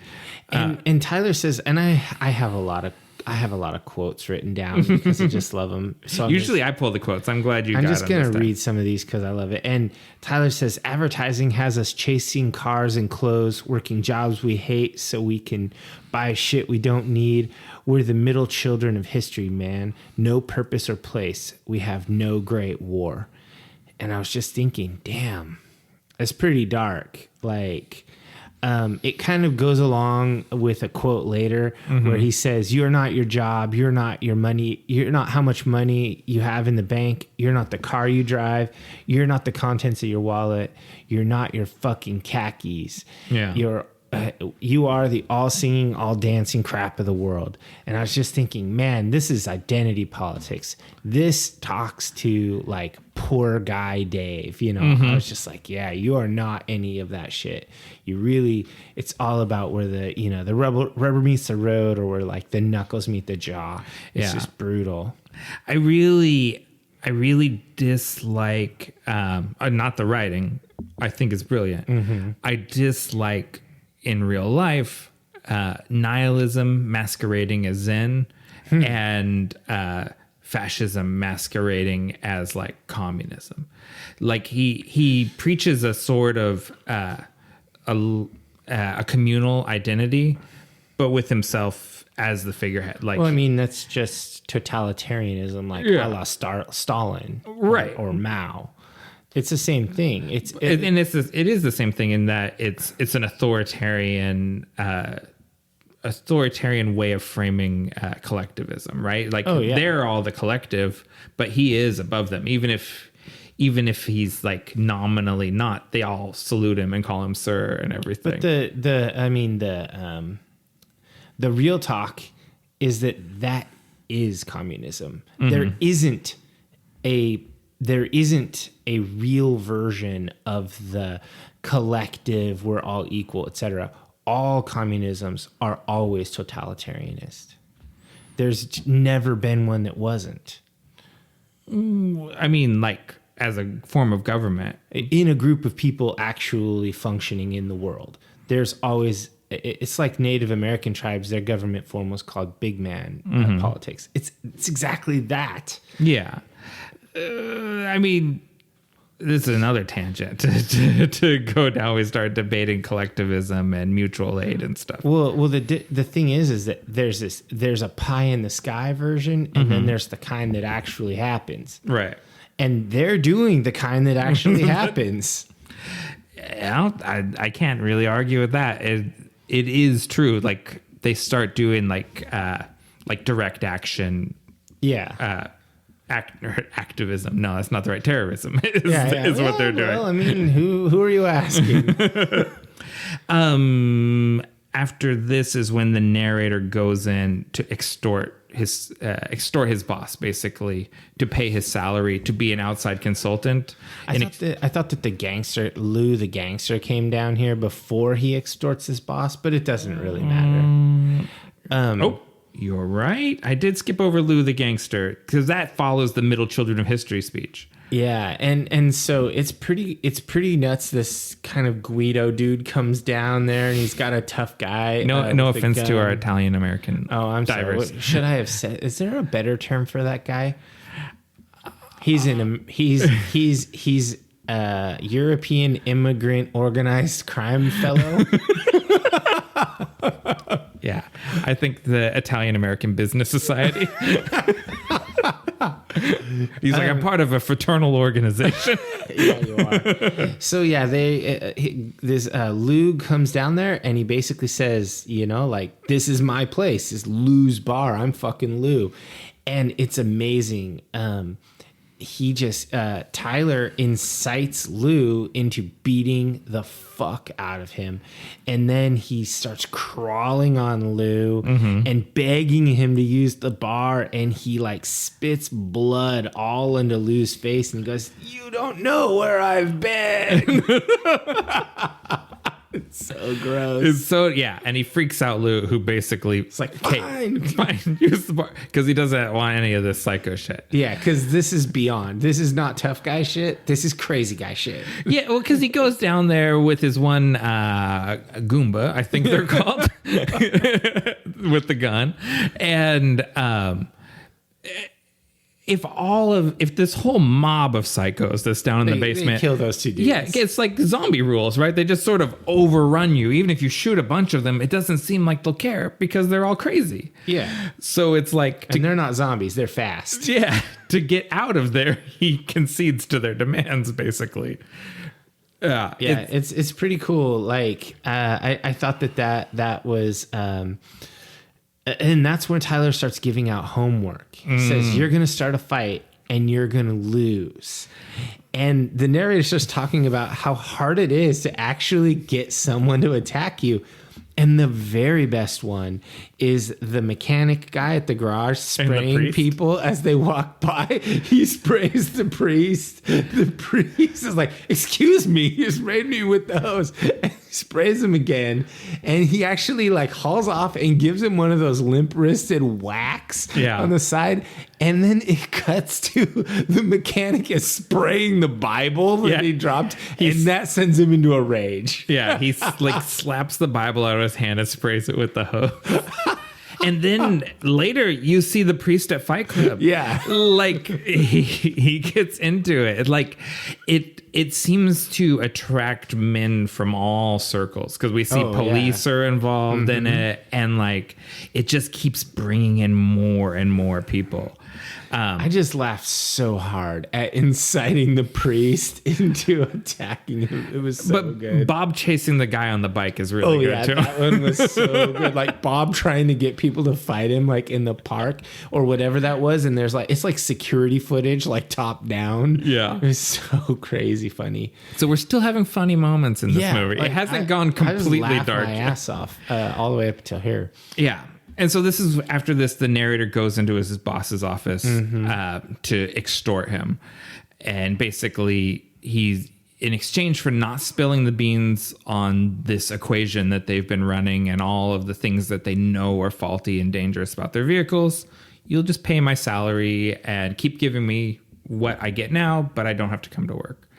And the narrator's like, get fucked. Or not the narrator. The boss is like, get fucked. You're fired. And then we see the narrator solo beat the shit out of himself in the throw office. Himself through a glass table and through some glass shelves. And this is where we first get the, or maybe not the first time, but he says that I am Jack's complete lack of surprise. Yeah, he's pretty crazy. He's been saying that since he read it in the Reader's Digest. Yeah. There was a series of articles written from the point of view of people's organs or whatever. Yes, exactly. Yeah, I am Jack's heart. Mm-hmm. And this is one of those, it's a little change from the book because in the book it's Joe. It's like, I am Joe's bile duct and stuff like that. Jack sounds better. Yeah. Like that was a good change. Yeah. So that scene is gnarly, especially the part that got me because like watching him beat the shit out of himself, by this point in the movie, we're a little desensitized. But the part that's gross is the broken glass caking his wounds. I'm just like, oh. That one is. But when he punches himself in the face, it's such a good punch. Like, it's not, you want to protect yourself. So like to drill yourself in the eye is hard. And he's bleeding and he's like kneeling in front of the boss. And that's when security walks in. Yeah. And he says, the narrator, the voiceover says, for some reason, I thought of my first fight with Tyler. Why would he think of that at this moment when he's pounding the shit out of himself in this office? And it's like, that's another one of the big clues. If you're not getting it, they're force feeding you. Something's going on here. Yeah. But they've got corporate sponsorship for Fight Club now. They have a certain amount of plane vouchers every year, and like his salary, and they have Fight Club every night of the week. Yeah, and Tyler is recruiting people, and they start coming to live at the house, or at this point they haven't come to live at the house, but he's recruiting them and he's handing out written homework assignments every night, and most of them are just shitty pranks. Like most of them are just kind of stupid, but some of them are pretty subversive acts of like vandalism or borderline terrorism. Yeah. And I mean, this is all much more elaborated on in the book, but there's multiple committees for the homework. There's the arson committee, the assault committee, the mischief committee, and the misinformation committee.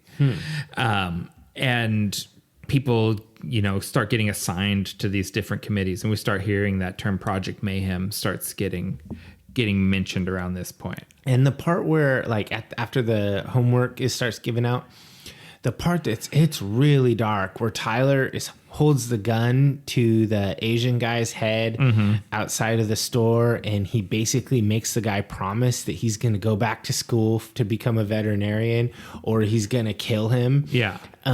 It's just like, wow, it's very dark. You scared the shit out of that guy. And Tyler calls it a human sacrifice. And so this is something that's elaborated more on in Fight Club 2, what the human sacrifices are. Because you see Tyler has like this like bulletin board of driver's license. Yes. And it's labeled human sacrifices. Yeah. And they're sort of, it seems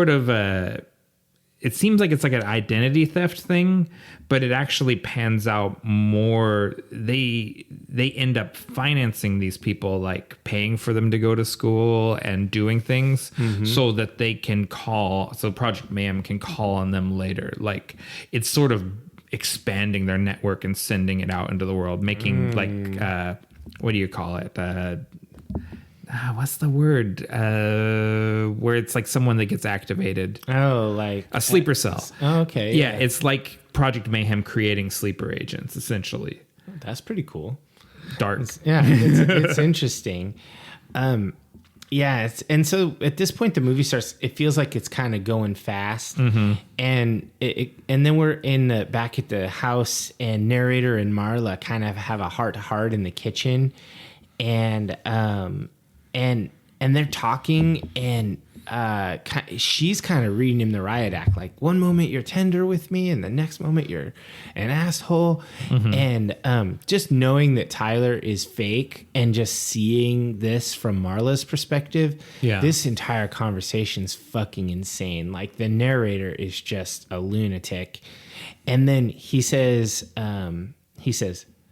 at Tyler's prompting, this conversation is over. Yeah, like as it starts to get closer to the truth, like because he says something, he's speaking about her and Tyler and says like, what makes a weaker person attach themselves to a stronger person? And she's like, well, what do you get out of it? And he's like, well, this is nothing like us. Like, and she's like, what do you mean us? And then Tyler like starts calling him from the basement, like because she's about to fuck shit up. Like she's about to turn it over in his head. And Tyler, like he's becoming more and more disruptive because he's building the bunk beds down in the basement or whatever. Yeah, and it's getting louder and louder the closer to the bone Marla gets.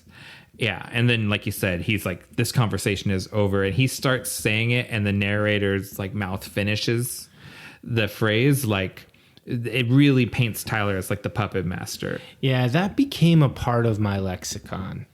I started saying that. And oh shit, yeah, I've heard you say that. Because it's a real dick thing to say to someone when you're having a conversation and you want to, I don't know. It's just a dick way to be dominant over someone. I don't say it anymore because I understand it's really, really rude if you give a fuck about the person you're talking to. But if you don't, if you whatever, if they're a telemarketer or whatever, it's like, this conversation is over, and you leave, it's over. I mean, that line, some lines with certain in movies, they stick with you, and that one did. Yeah. And I think it gets deployed for that same reason. Like, this is getting uncomfortable and too close to something I don't want to talk about. This conversation is over. Yeah, it's a way of just severing the whole thought process. Yeah. And so then it kind of goes into the scenes where the applicants are coming and standing outside the house in order to get let in. And the first guy, who they don't name, no, he has a name, but I forget it. He's the copy guy from work. Like, he runs the mail around the office. Yeah, he was the guy who came in and had the, like, was beat up as well, and they would nod. And that guy, he's totally stoic. He's just rock hard. And then Bob comes, and they tell him, like, you're too fat. Get out of here, fatty. And he picks up his stuff and walks away. And then, and it's funny because Tyler tells him, you're too fat. Get out of here.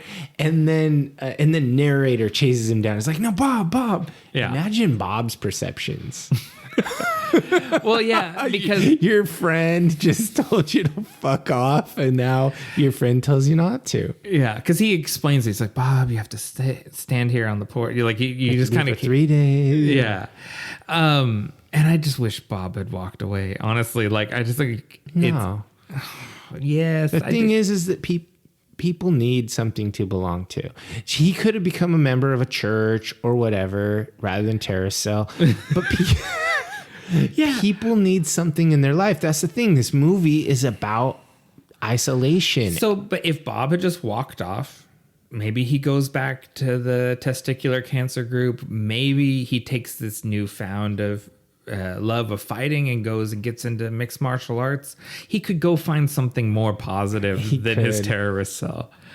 It's like, it seems like a kindness, but it ends up killing him. So it bums me out knowing where we're going. I love this next little part after Tyler, they get several recruits, including Jared Leto. Angel face. He's still a very handsome man. He's the only person better looking than Brad Pitt in this movie. Ooh, I don't know. That should go to a committee, an Instagram poll or something. I don't think episode in which two straight guys debate which man is better looking. I just think it's that Jared Leto just actually oozes creep. And does he? Oh, I prefer Jesus Leto with the long hair later era. You prefer the Morbius the vampire version. I do, but I also prefer Louis over Tyler Durden. So I guess that's just my thing. Oh yeah, you like the long haired vampire. That's my thing. Long haired vampire dudes. Yeah. Anyway, there's a line, the iconic line: "You are not special. You are not a beautiful, unique snowflake. Ugh. You're the same decaying or organic matter as everything else. We're all part of the same compost heap. We're all singing, all dancing crap of the world." I fucking loved that. You are not special. You are not a beautiful and unique snowflake. And you know why I loved it? I was told that my entire childhood. And when I saw it on the big screen, I was like, yeah, of course. I'm not special, and neither is anyone else. No one is special. And so when I was a young man and I saw this, I felt vindicated. Yeah. Like, of course nobody's special. You're all just a bunch of fucking rotting corpses waiting to die. Is something that you love or something that resonates with you? I don't think those are the same. I don't think I love it. I think it resonated with me because I was indoctrinated into by a sociopath. It, like everything else, there's a reason why that clicked with the worst people on the internet. That's why that. Are you calling me one of the worst people on the internet? You're a dabbler. I'm barely on the internet. You're troll adjacent. A goblin. If I were a Zoomer, I would definitely be one of those guys. Oh yeah, you're like, is this guy even a bot or is he a real guy? He has all the hallmarks of a Russian troll. Like, no, that's my grandpa. He really believes all that. That's hilarious. Yeah. But that when he says that and all the dudes are standing there and they're just 100% into it, it kind of reminded me of like, it reminded me of basic training. Yeah. When I was you're standing in these rows in the bunk room, in your billets, in the barracks, and the drill sergeants, they didn't say you're not special, you're not a beautiful snowflake or whatnot, but they would say, you are not an individual. Yeah. They would literally yell that at you. And I was just like, well, when this movie came out, I hadn't joined the army yet. Yeah. So how close was it? 99. When did you join 2 years. I joined in 01. I tried to join on 9/11. I actually joined on 9/13. Yeah. So because it was closed 9/11 and 9/12. But yeah, so I it was 2 years later, but when I was in basic training and they said you are not an individual, we would say to each other, we'd be like, you are not special. You are not a snowflake. Yeah. You know, like stuff like that. And it just sort of reinforced itself like a toxic cult of bros. Isn't that weird though? Like the army is the state, right? Like, and this is all very anti-corporate, anti-state. Sure. But somehow the ideology transfers either way. He kind of modeled the whole Project Mayhem indoctrination after like Full Metal Jacket or what. You know, it's very much classic. And it's all like, it's army surplus bunk beds. And one of the things they're required to bring is the army surplus mattress. Is like, he's setting up a boot camp. Yeah, exactly. So it's not an accident that this is very military like. And it's pretty crazy because at this point, it's very clear that Tyler is excluding narrator. And since the movie is from narrator's point of view, you're only catching these glimpses like narrator's walking around the house and things are happening. And he has no idea what the fuck is happening. Yeah, and the tone of the movie has changed drastically at this point. And all the Project Mayhem guys are looking at him like side eye.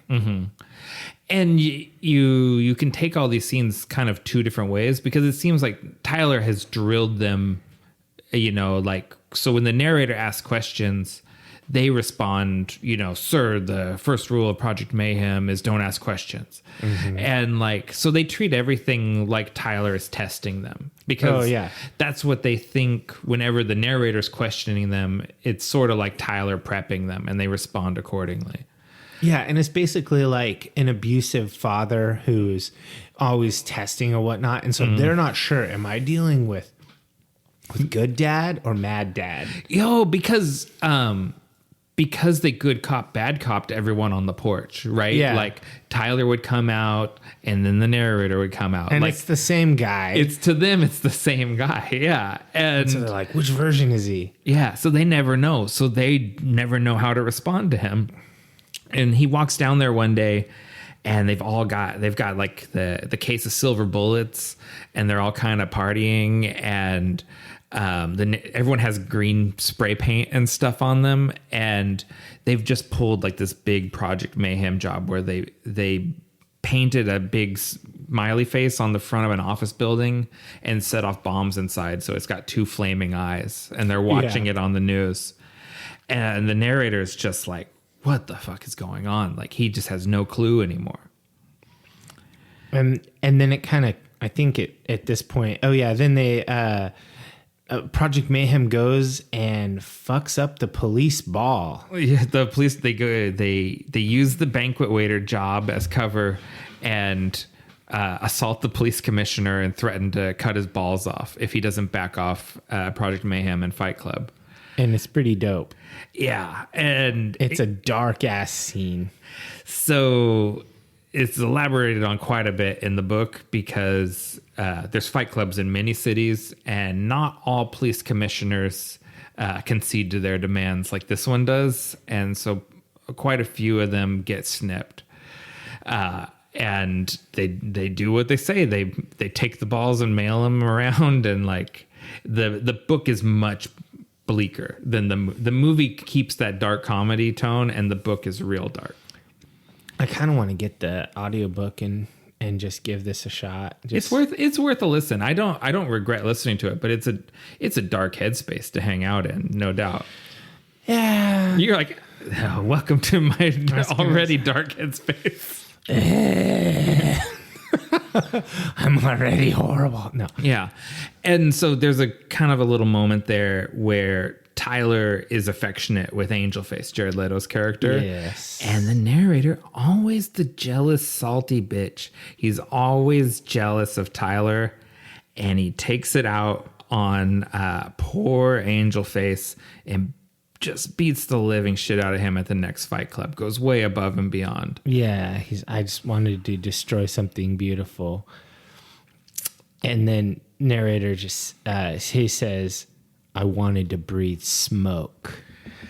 And that just was like, that's such a dark line. I fucking love it. It's so fucked up. I love how dark and sinister it is, because it's hard to capture in a character like that true vitriol. Yeah. And I feel like this dialogue captures it. And no one knows what to do, because the rules of, if someone says stop, taps out, or goes limp, you're supposed to stop. And he just keeps pounding. Yeah, he doesn't stop. And the whole crowd, because the narrator and Tyler are the same person, he's the unquestionable authority. Like, no one can say anything to him. Yeah, so they just let it go. Yeah. And then when it's all done, Tyler's like, get him to the hospital. And then they walk upstairs, and someone brings a stolen car for them. And then they're driving along, and he's got the two guys in the back. What do you call it? Space monkeys? Yeah, they're space Is that monkeys. From the book? It's from the book and the movie. Oh, okay. I don't remember him calling them space monkeys. Yeah. Because they're like you train them to do a function and they sacrifice themselves, like the monkeys that were sent into space. Oh, yeah, you're right. I do remember that. Yeah. And so, yeah, they're driving along, and he's literally debating with himself and arguing. And Tyler's talking about, like just sort of letting go. Yeah. And he just asks, he's like, what do you want to do before you die? Paint a self-portrait, build a house. And narrator has no idea. So here's question number 2. What do you want to do before you die? If you're asking me if we're going to crash the car if I don't answer? Yes. Oh, shit. I don't. Oh, my God. What do I want to do before I die? Ride a horse. Ride a horse. Okay, that's a really fucking good one. What about you? What do you want to do before you die? I'm going to crash this car. I want to throw an ace with a frisbee. I don't know what that means. It means put a disc in the basket from the tee in a single shot. Mm-hmm. Very hard to do. A hole in one if it was real golf. They call them aces as well. Okay. Aces from golf. Oh, okay. Frolf and golf use the same terminology. Disc golf is a derivative of golf, so it uses most of the same terminology. Oh, okay. A hole in one if you're a filthy tourist that doesn't know anything. Yes, I want to get a hole in one with my frisbee. Very good. I want to hit an ace. All right. So I'm still going to crash the car. I thought just because it was such a lame thing. But the thing is both of our things are realistic. Mm-hmm. You could ride a fucking horse. Yeah. I know people that own horses. And you can go to the beach and rent a fucking horse. Yeah. We should do that. We should ride horses. We should go to the beach and ride horses like this summer. No problem. Yeah. Make it happen. You hear that, Carrie? I don't care. You're the one who's more responsible out of the 3 of us. She's like, I've ridden horses. It's not like her special. Whole life. It hurts your thighs and your butt. So yeah, let's do that. And I'm definitely gonna try to hit that ace. I actually was talking about my training regimen going forward recently. Anyway, let's keep going with this movie. I just thought it was fun to answer those questions. Yeah. they plow the car into the car on the side of the road. It's really dark. It's Lincoln into Lincoln, right? Like, yeah, and it's just like it's a scene about letting go and just letting life let go, let God, or whatever it is. Yeah. It's pretty cool. I think that there's kind of like another one of the clues that happens here is that even though Tyler was in the driver's seat through that whole sequence, when the car is upside down, the narrator gets out on the driver's side. Okay. Because he was driving the car. Oh, I didn't even notice that.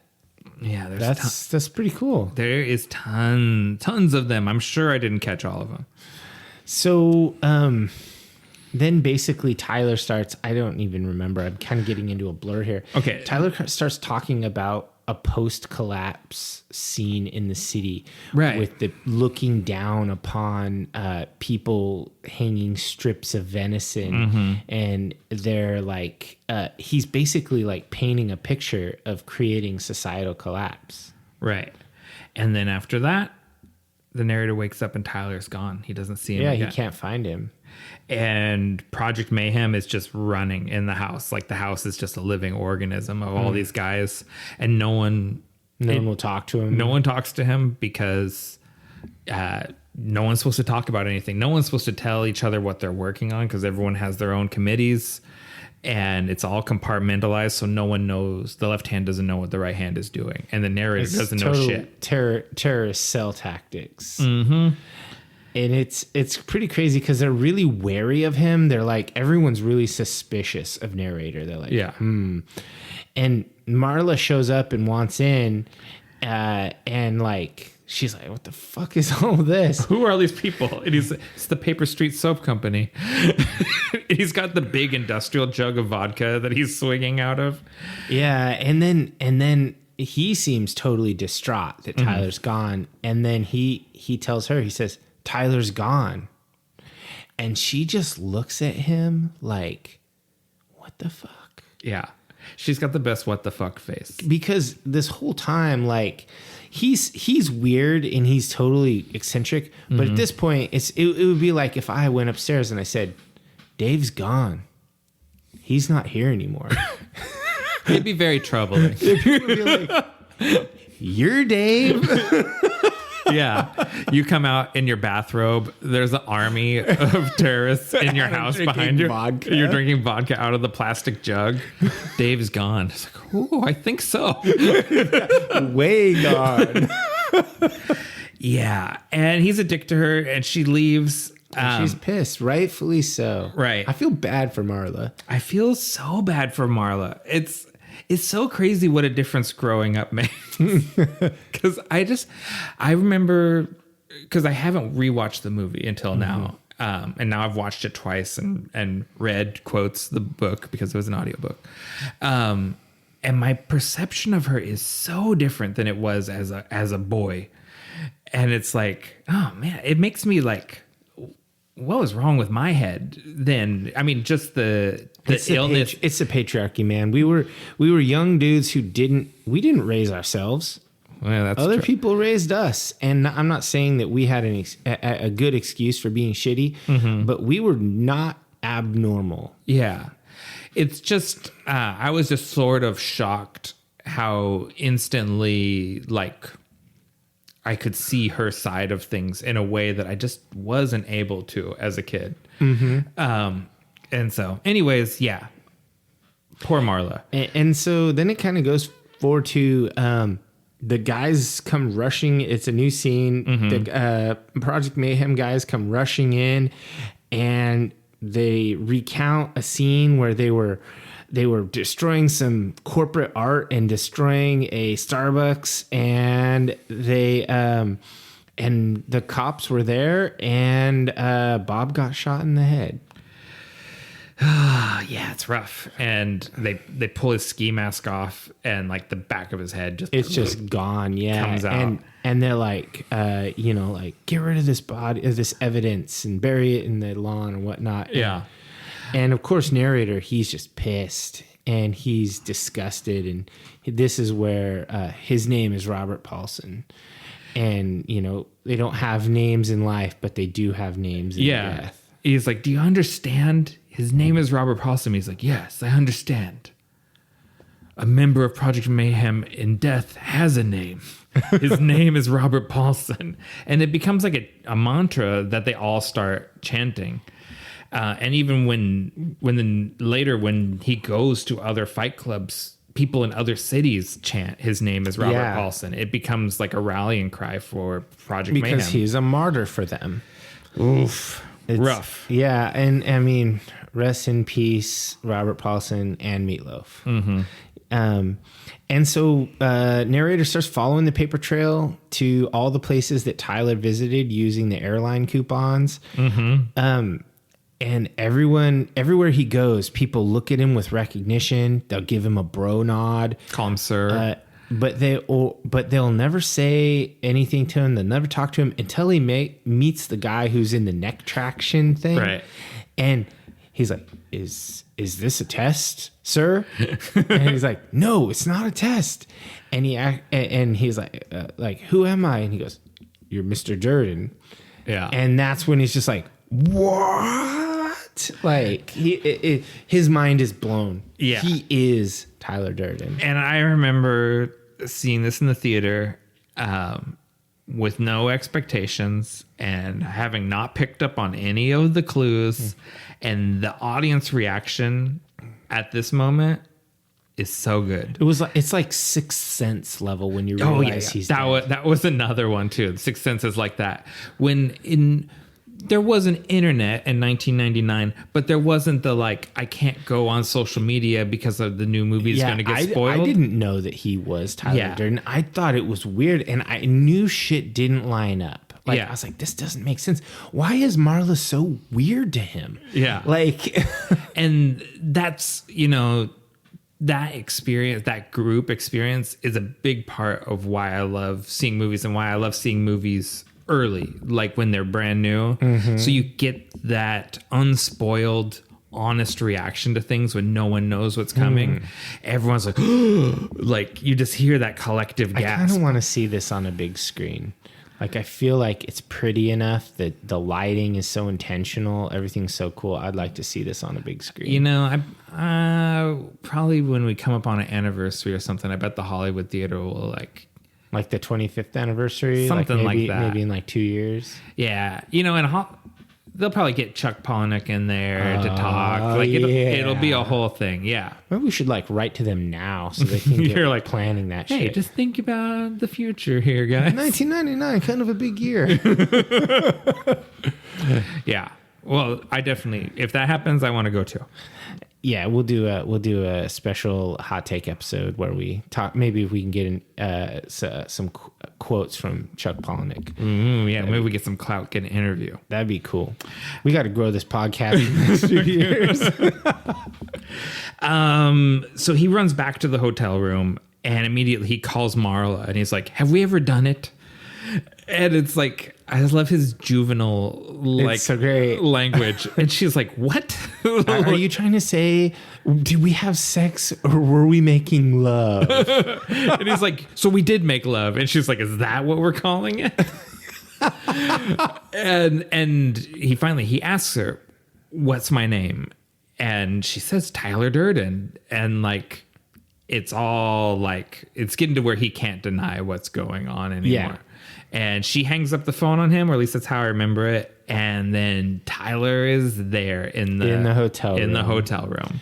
And it basically, he figures it out that this is a dissociated personality. Mm-hmm. And the narrator figures out he's been becoming Tyler when he sleeps. Yeah.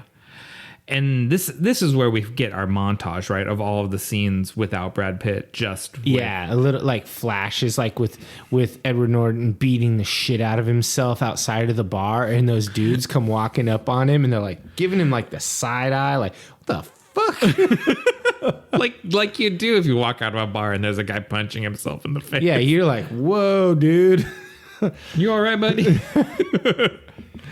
Yeah, that whole thing, and and this is business Tyler now. He shaved his head. And he's hardcore at this point. He's much more serious because shit's popping off now. His plan is all coming Project together. Mayhem is going nuts. And he says, I look like you want to look. I fuck like you want to fuck. I'm smart, capable, and most importantly, I'm free in all the ways you are not.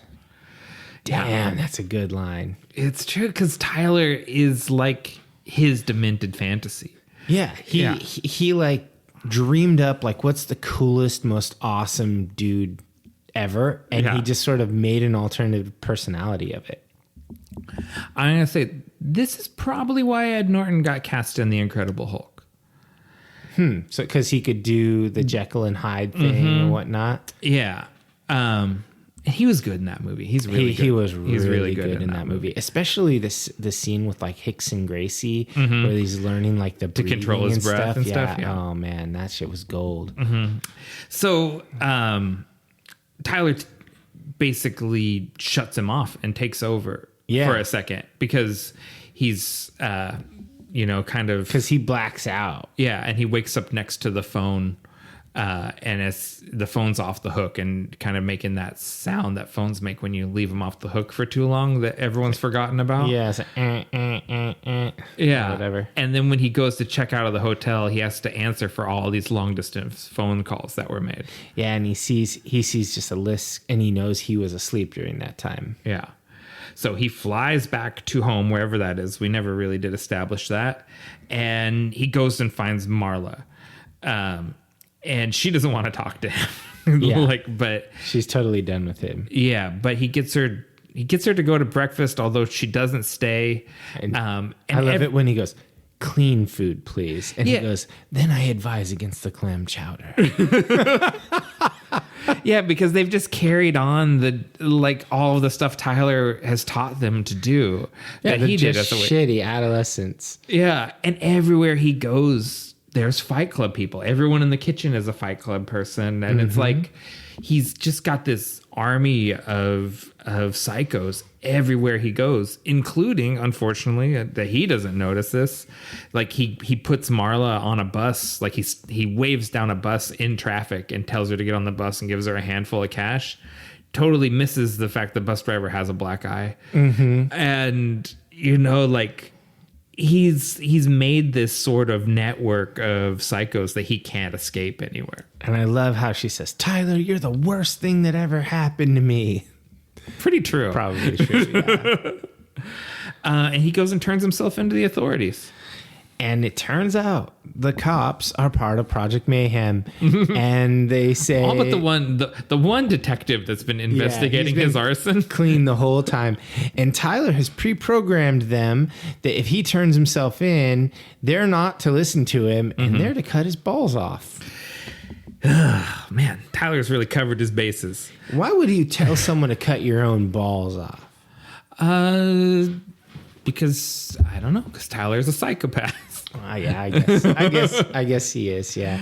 And the narrator gets one of the guns away from the cops and extracts himself from the situation. So he leaves with his balls but without his pants, and he runs out of there. And he says, "I ran until my muscles burned and my veins pumped battery acid." It's very evocative. I've been there in the Army. That shit sucks. If any of you divers out there are marathoners, kudos to you because you are Tyler Durden levels of psycho. That shit hurts. Yeah, but what about that runner's high they always talk about? After it passes, you still feel that acid in your veins. And it literally is acid, right? Like it's lactic acid. Yeah. Oh. It's terrible. In your muscles, not your veins. I avoid running at all costs. I'm a driver. I'm like running to the buffet. I was like, there's donuts in the break room. Shit! Get out of my way. Yeah. And so he runs to one of the buildings that's been rigged to explode. And Tyler's there waiting for him, basically. And it's clear at this point that they're going to blow up all these buildings and they're going to erase all the debt. Yeah. Because it's before the internet had all the data. There's no cloud. So, yeah, I was thinking about like what a quaint idea this is, because there's a financial district in this town. So maybe this is New York that they're supposed to be in. Or someplace where there's a lot of banks headquartered. Chicago? Maybe. Yeah, there's something Midwesty about it. We should just have Googled this before the podcast. But true. Anyways, there's a lot of this cluster of bank buildings. They're going to blow up all the buildings that have the servers in them, and that will destroy the data. And it's shockingly plausible for 1999. It's like, yeah, because it really was just on servers, and the servers were in a place, and it wasn't like spread out in the cloud. It was all centralized like that. Huh. Yeah. It's sort of like, I guess, on a basic knucklehead level, it works. Yeah. And by the way, it's Wilmington, Delaware. That's where they filmed? Mm-hmm. Oh, no, that's where it's set. Yeah. Okay. That makes sense. It's kind of New England-ish. I think that's where, because of tax reasons, it's one of those places that a lot of credit card companies headquarter. Oh, okay. Interesting. Yeah. So basically, like, he's trying to defuse a bomb, and Tyler's trying to distract him. It's like fucking with him, and he actually sorts it out, and he defuses the bomb. Yeah, he starts using the "if you know, then I know" logic, which is how he knew where the bombs were and how to defuse it and everything. And Tyler gets pissed at him, and we have another one of these. It's a cut back and forth between Tyler kicking his ass and like CCTV footage of him kicking his own ass. Yeah, and this is kind of crazy. Like, the music is really good during this scene, this montage. Yeah. And it kind of reminds me of The Matrix a little bit, but the building also kind of reminds me of Die Hard, like it's Nakatomi Plaza. Yeah. That movie's from '88, but still, that sort of generic corporate building. And it's just kind of interesting how he's kind of he eventually makes his way upstairs. Like Tyler kind of like drags him upstairs, right? Like, well, no, he blacks out because Tyler tosses him down the stairs, and then he wakes up upstairs. Yeah, he wakes up upstairs, and they're kind of like Tyler's holding him at gunpoint at the top floor. This is where we open the movie, and the narrator realizes that basically that he is Tyler Durden, and so he's the one holding the gun, not Tyler. Yeah, Tyler is, and so the gun moves to his hand. Tyler is like villain-splaining to him, and like you said, the gun is in his hand, and Tyler's like, yeah, but what are you going to do with it? And he puts it under his chin, and it's like, well, interesting, I'm listening. Like, it's like, I'll kill both of us because you exist in my brain. Yeah, and he says, Tyler, I want you to listen to me, which is sort of echoes something that was said earlier about when people think you're dying, they really listen to you. And it's about convincing Tyler that he is willing to kill himself. So he's like, I want you to listen to me. My eyes are open. Puts the gun in his mouth and blows a big hole in the side of his face. Yeah, he kind of shoots out the side of his cheek and jaw. Oh, but then so narrator, it shoots out there, but then you see Tyler, the back of his head is blown off. This was symbolic. He was killing his own projection, right? With that. And that the image of Brad Pitt opening his mouth and the smoke coming out, haunting. Like, it's so good. And then narrator's just standing there, and he's just bleeding, and Marla comes up. Yeah, the Project Mayhem Space Monkeys have brought Marla there because Tyler told them to. And everyone is just like, you look like shit, boss. Like, he's like, I'm fine. It's fine. God, they must think he's just so fucking hard. That's what they say, like, when they get on the elevator, right? Because he sends them away, and they go, I can't believe he's still standing. He's like, that's the toughest man in the world. They just like are in awe of him. And he's the guy with the mohawk, I recognize, like, he's someone from like the New York hardcore scene or something. Surprise me. And he sends him to go get gauze. Go get some gauze. Yeah. And then he has kind of like a touching scene with Marla, and he basically he apologizes, and he tells her he's sorry, and it's like he goes, they hold hands. They hold hands. He goes, "You met me at a very strange time in my life." And then all the banking buildings start blowing up in front of them, and the Pixies starts playing. Yeah. And it's really romantic in that twisted way. And that's where a frame cuts to a penis, and then back to the Pixies playing. Yeah. And that's the end of the movie. It's just blowing up buildings, and it's just, I don't know. It's really good. It is. It lands really hard, and it's always weird when you can have like a romantic moment in the midst of like terror or whatever. Yeah. It's like it's all like it's borderline a happy ending to the story in a weird way. Yeah, you have a little bit of hope that maybe Marla and Tyler, narrator Sebastian, like have a life after that. It's like, it's weird, and it makes you wonder what's going to happen to Project Mayhem, but who knows? Ooh, excuse me. It's elaborated more in the book. There's like an epilogue of the narrator in like a mental hospital, and him being afraid to leave the mental hospital because even there he's still seeing Fight Club people. Like there's people like that work at the hospital and stuff. They're like, we miss you, sir. We need you back in the streets. And so he doesn't want to leave because of that. And then there's 2 graphic novel sequels to this. So are they worth reading? Yeah, they are. I read 2. I haven't read 3 yet. Okay. It's worth reading. It's very meta. Chuck Palahniuk is a character in the story. So it's very much like an artist reckoning with his creation sort of thing. Interesting. I don't know if it would have made a good movie, but it's an interesting comic book. Okay. So what worked for you? What are your personal highlights? Well, it's good I was talking about Chuck Palahniuk because his infinitely quotable dialogue is the number one thing that worked for me.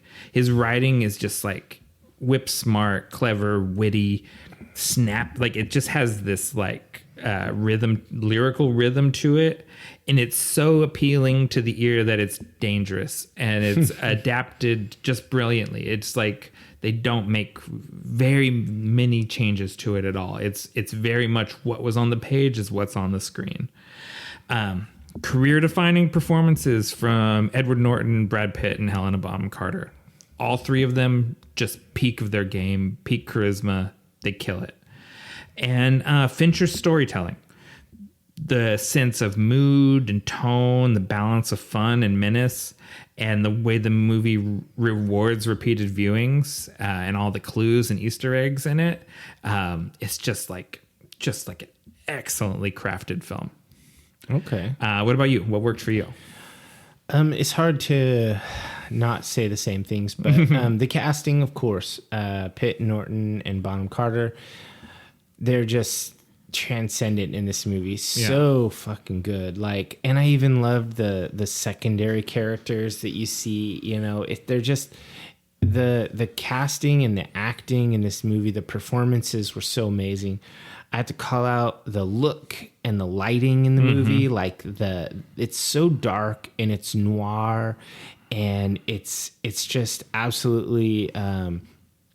It casts a mood just by looking at it. Like if you pause it and you look at the scene, there's so much going on. There's visual storytelling happening in a way that is more, it's just more than other movies. Yeah. The look is so important. This movie has a style to it that is,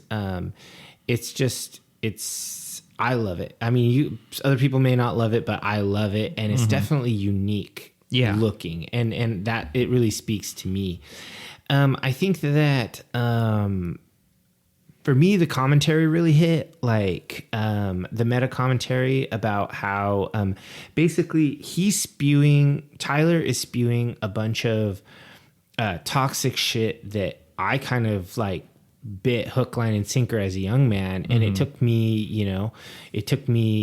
at least a decade to kind of crawl out of that bullshit of a Right. like isolationist, nihilist, self-destructive mentality that was glorified in this movie and glorified during this decade, like this sort of whole idea.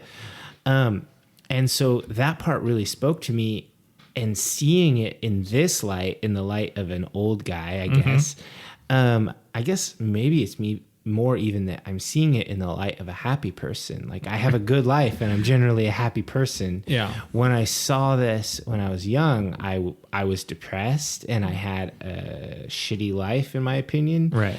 And so like it's just like weird. It's like seeing a dark reflection of my youth in this movie, because it reminds me so much of that.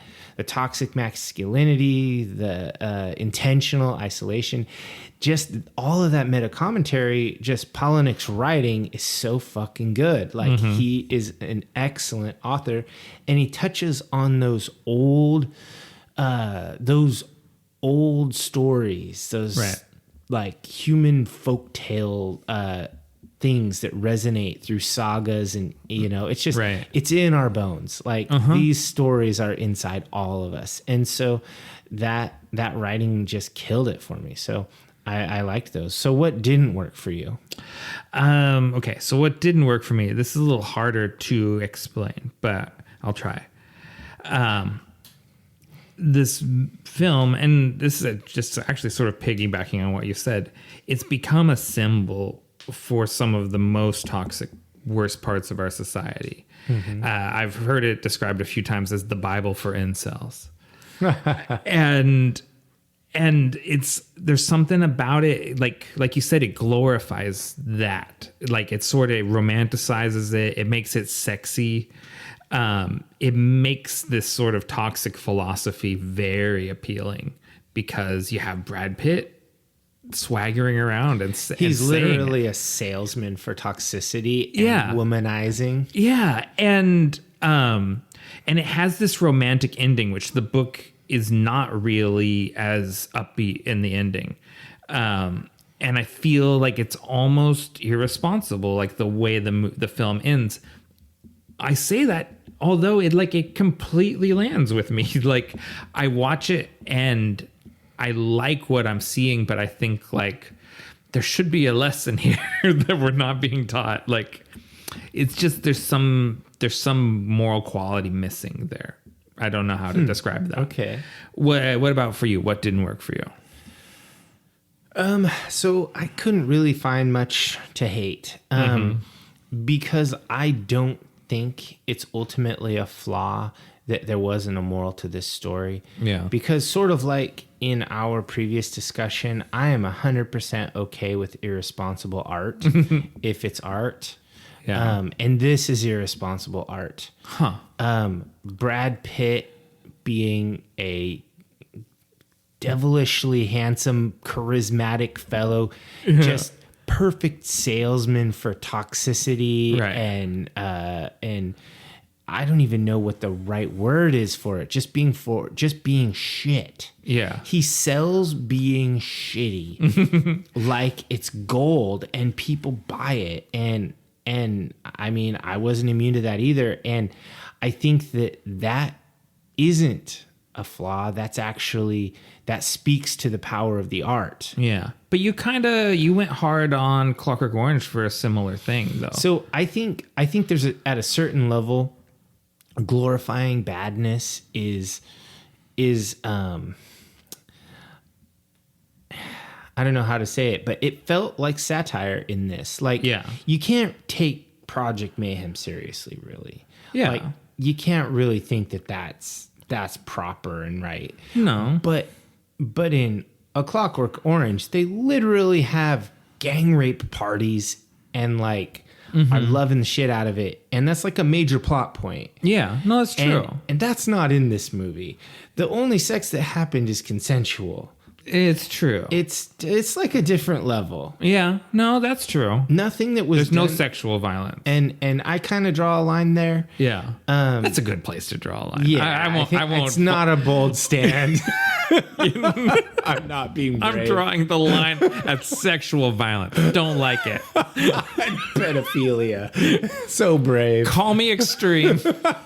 But I don't think you should I have common taboos and things I'm not into. But Right. I think a movie about shitty dudes, that's not that. It's not the same as rape parties. It's true, but shittiness. I think that this movie has a bigger real world footprint than Clockwork Orange This is does. approachable evil. Yeah. This is the evil that you think is okay. Yeah, I don't know because it's not the 60s. I didn't live through the 60s in England, so I don't really know how much the influence of Clockwork Orange was. If it was going to, we already did a whole show. If about I didn't that. say something that I didn't like about this, is I do think it was a little long. I mean, 2 hours and 15 minutes. The thing is there's a lot of little anecdote scenes that are just moments, just montages. And taken in retrospect, now that I've seen it a few times and whatnot, I understand what they contribute. Like the selling the soap at the Nordstrom, they're showing that, oh, this is when Tyler's in charge and narrator is on the side. Or other little scenes like lots of the little pranks and the shitty vandalism that are happening.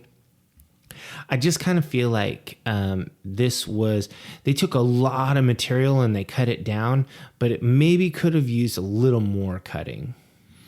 Yeah, I don't think you're wrong with that. No, it's just a little longer than I would have thought. Okay. All right. So what is your final thoughts and your rating? God, there's not much more to say about it. I think there's a reason why this movie has become a modern classic and why it resonates. And, I hate that there's parts of the internet that have taken this and the Matrix and adopted it into their toxic lexicon because, they're both stories from queer creators that don't have anything to do with that world of incels and men's rights whack jobs. For sure. So I don't know. Long way of getting around to. I give it a strong 4 stars. Okay, it's interesting. I kind of was expecting you to give it a 5. It's so on the edge of that 5-dom. It's like a 4 1/4. You don't give a lot of 5s. I mean, you gave Evangelion a 5. That's my emotional 5. This is better than Evangelion. I'll admit that. Then why? Evangelion gets a 5 because of how it hit for me. Sort of like The Crow got a 5 from you, just out of the nostalgia spike you got from it. It's not a 5-star movie, but you had a 5. You had a 5-star experience watching it, and that's what Evangelion did for me. Okay, so I mean, I'm not. I don't want to be the easy rater on this show. I want to give this movie a 5 because I enjoy it as much as I enjoy any movie. I'm not sure. If it's perfect. I don't know if I put it in the same. If it's as good as Interview with the Vampire, which I gave a 5, and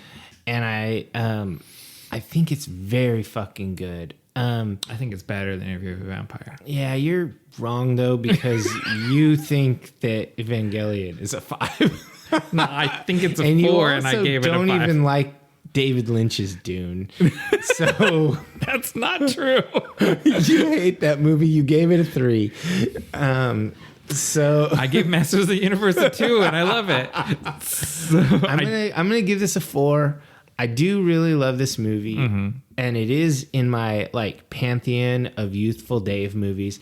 The reason I can't give it a 5, I think, is because I used to love it because I fucking loved it, and I wanted to be like that. Unironically. Now I just see it, and it's sad. It's sad as fuck, that people are like that, and that's why it's not a 5, because it doesn't make me feel like fuck yeah when I watch it.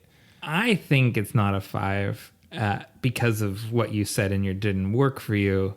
It's too long. Just those few too many scenes. Like, it's so close. Like, it's because really, since we don't have like fractional stars, a 5, you only have to hit 4.5 to become a 5. And it's just like cuspy. It's so close to it, but I couldn't get there either. I actually hoped that you would, though. Oh man, I was counting on your 5 to give us a higher average rating. I kind of want to give it a 5, but it just doesn't leave me with a feel good anymore like it used to. Yeah. Whereas watching the interview with the vampire, when I was done watching that movie, I stood up off my couch with Brad Pitt driving away in that convertible. Tom Cruise. I mixed those two fuckers up. Shut up, Louie. Yeah. So when he's driving away and the cover of the Rolling Stones playing, I stood up and I was like, "Fuck yeah, that was a hell of a movie." So good. And so I didn't do that with this movie. So I guess I can't give it that. It didn't give me that rush of that was fucking awesome. I want to watch it again. Although I really did like it. Mm-hmm. Sorry, divers, if you're hoping for a 5. But let's talk about the ratings from the internet. Mm-hmm. We're right on pretty much. Yeah. Because Rotten Tomatoes is in the middle with 79%. Okay. So that's basically 4 stars. Mm-hmm. IMDb gives it 8.8. So that's near that 4.5, like you were saying. Metacritic gives it a 66. But Metacritic is bullshit because people go back and rate stuff in retrospect, like well after the fact, and I don't like that. So that's where that's at. So I guess that might be the strongest possible 4 we can give, like a 4+. Yeah, I don't like the pluses. I think the plus. Are we getting rid of the plus? I just think the plus cheapens everything. No, because I think sometimes, like Dune, a movie's not good, but it's important. I think this movie is good and important. You think it's a 4+? Because this really is the outstanding performance for all 3 of these actors. And just think about the way the language of the movie has changed the lexicon.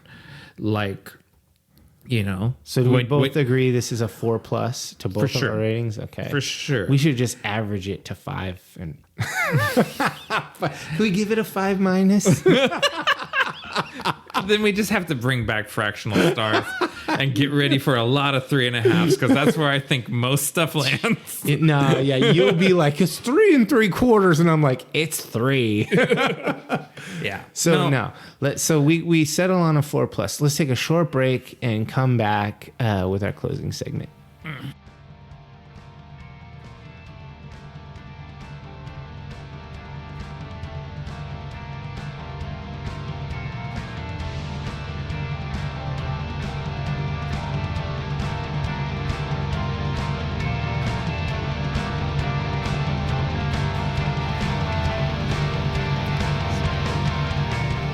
All right, welcome back, divers. It's time for the final segment, the one where I ask Dave, what are you into right now? All right. Well, I'm not into anything. So liar. I've really just been re-upping old shit like I do. I'm like a spiral. I go back around and go back around. So I've been working on my Warhammer 40K Space Wolves army. I haven't brought that up in like 6 episodes. Oh, I think it's even longer. It's been a long time since you talked about Warhammer. Yeah, I got the models out on the table. I was working on them when you came in. I saw that. I'm down to everything is modeled with the exception of one character or maybe 2 characters that I need to make because they're HQs or whatever, but all the units are all modeled. And now all I have to do is go back through, make sure there's no mold lines are flashing, and then I'm on to painting. Wow. So I'm pretty stoked about that. I've been, of course, doing grad school, but fuck that. Disc golf season is starting up. Fuck yeah. It's been getting warm these last few days. Yeah, it's been nice. So Carrie and I have gone out and thrown some Frisbees here and there. I've got my arm is healing. I've got a brace. I can throw. I haven't tried full on driving. I've been doing like kind of light stuff, but also pro disc golf season is starting up. This weekend is the All-Star event, which is more like an exhibition. They do like some distance competitions and putting competitions and accuracy games. It's just games like that. It doesn't count towards the tour points and stuff. And this is like essentially like in football, they have the preseason games. This is preseason. Doesn't count. But then later in the month, last weekend of February, the Las Vegas Challenge, the first disc golf pro tour event of the year. Everybody's going to be there. Actually, I think maybe Paul Macbeth's not, but everybody else is going to be there. And there's a ton of new people that switch sponsors. So they have entirely new bags, all new discs. So they've been just like fucking drilling those new discs. And I'm excited. It's going to be really fun. I bought tickets for the Portland Open in June. I got a VIP pass for the final round day, Sunday, so I can walk with the lead card along the whole thing. You're in that group of people that follows that you see on the televised portion, or I'm right there with them, like 10 feet from the golfers and whatnot. So yeah, it's dope. And it's not even that expensive between it's like 25% more for VIP to not VIP. Why wouldn't you? It's not that much more. It's interesting how this disc golf thing in the less than 2 years, say we've been doing this podcast, how that hobby has grown and supplanted a lot of your other hobbies. Yeah, I mean, the thing is that it's crazy because it's so multi-leveled that you can do. So playing it is really fun because you're challenging yourself. Right. It's sort of competitive with other people, but it's mostly competitive against yourself. It's got the whole thing like record collectors and or baseball card collectors or whatever, where you can find rare discs and stamps and all these crazy things. So it's got the hoarder gene thing. And then it also has the sports fan thing where you can watch pro events and stuff. And all of them have heavy social media presence. So you can do it all online. And so it's really like a full spectrum fandom. Yeah. So, you know, a thing it's completely replaced what is World of Warcraft. That's true. It just bumped that out of your roster. You know what happened was, it's funny that you mentioned that, because last year in June when I was about to have a bunch of time off, and Carrie and the new expansion was coming out, Burning Crusade, right? And where you were the Outlands, and I was super stoked for it, yeah. And because I had been grinding Naxxramas, the final raid of Classic WoW, and I had got Grezel, Dawn of Ruin, the best weapon in the game, and I had it, and I was full best in slot for every item on my character. I had the best item you can get, and so I won. I beat the game. And then when we were looking at, we're gonna play Burning Crusade, etc. And we just talked about it, and we were just like, that's not how I want to spend my summer. In front of the computer and raiding. And we just both just said, that's not how we want to spend our summer. And if we're not gonna be on it and be at, like max level and raiding with our guild, because I was an officer in the guild and whatnot, we didn't want to do it casually. We either wanted to do it like we had or not do it. And so we just were like, we're just not going to do it. What are we going to do? We're going to get outside and we're going to be active. Let's play disc golf. Yeah. No, that totally makes sense. I mean, there's no way to spin that it's not the healthy choice. Oh yeah, it's way healthier. I mean, I do probably have like $1,000 worth of discs on my rack at this point, maybe more, but it's worth it. It's okay. It's sporting equipment. It's durable goods. I can use it and I can sell them. A Discogs sort of app or whatever where you keep track of your discs? Oh yeah, for sure. There's a couple of them. There's the big app that does where it's like scoring and course maps and all this stuff, UDisc, where you can keep your collection. But there's another app, I don't even remember what it's called, that is it's only about your collection. I have it on my home screen. It's called My Disc Bag. Oh, that's a good name for that. And so you can't, it's not social networked like Discogs though. Okay. But I do have my collection cataloged on Does there. it tell you what everything's worth? It does not, because that's pretty wildly fluctuating. But the thing is there are not only there's eBay, of course, but there are Facebook groups for every collector niche.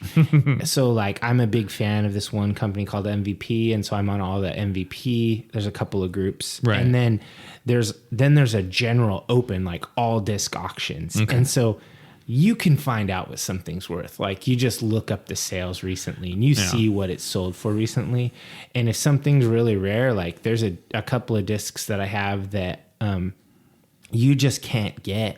So people sell them for like several $100s. Like, and I bought it for 40 because they only made 100 of them and they sold out in 3 minutes and I got one of them. So it's just how it goes. Interesting. Anyway, that's all I've been doing. My same old shit, but I've been enjoying it. And sword fighting, I fought in a tournament recently. I think since the last podcast. Did I talk about it last time? No, I think we've talked about it. You've told me about it. Yeah, I did really good. It's a big tournament that I always fight in, and I made it to top 8. I got eliminated in the quarterfinals, which is better than I've ever done. So very proud of that performance. I wouldn't say I outfought. I went further than some of my people that I really look up to. So for me, that's kind of a moment. Yeah, that's a milestone. Yeah, and so I'm really encouraged with my sword fighting. I'm going to keep doing it. How about you? What have you been up to? Or what are you into right now? Got to say the right words. Yeah, right segment. Boy, I'm an inside boy, not like you. Get some exercise, Nick. For sure. I'm into a show called The Righteous Gemstones. Oh, God, I love that show. I've just finished the new season. It's not over yet. Oh, okay. I finished the most recent episode. Yes. There's 3 more episodes this season. So this was a show I was aware of. It's a show created by Danny McBride, and it's about this. And he's utterly brilliant. He's so good. He's so good. He's hilarious and everything. But it's about a televangelist family called the Gemstones. John Goodman plays the father, Dr. Eli Gemstone. He's also brilliant in this. He's so good. Danny McBride is Jesse Gemstone. Adam Devine is the youngest son, Kelvin Gemstone. And the sister, Edie Patterson, plays Judy Gemstone. And it's just comedy gold. It's a dark comedy. And there's 2 seasons where by the time this episode comes out, there'll be just 2 episodes left in the second season on HBO or your HBO Max app. And I don't know how to encapsulate this whole show. What makes it so good is how humanistic everyone is, even though it's about this sort of terrible family and kind of all of their like secrets and dysfunction and everything. Everyone is believably human and multi-layered and sympathetic in their own way. Uncle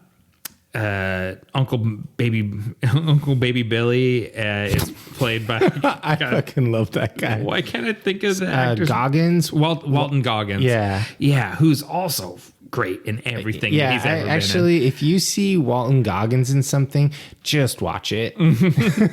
That's fair. Even if it's not good, he'll be good. Yeah, because he's just always good. Yeah. He's like sort of this black sheep, the brother of the late mother of the Gemstone family, and he's hillbilly pastor, hillbilly tap dancing. He's hilarious, man. He's a slender elderly man with silver hair. Yeah. And he's hilarious. I fucking love that show. I'm surprised I didn't write it down because I love stupid things and this is ridiculous. This whole side story that's been going on this season with Kelvin and the God Squad. I love that side story. His bodybuilder group, because Kelvin, the youngest son, he's the youth pastor for the church, which he's coming to really resent that he's in that spot. And so he's trying to make his own lane with this sort of there used to be this group called the Power Team, or maybe they still exist. I remember that. Who were like bodybuilders for God, and it's sort of a parody of that.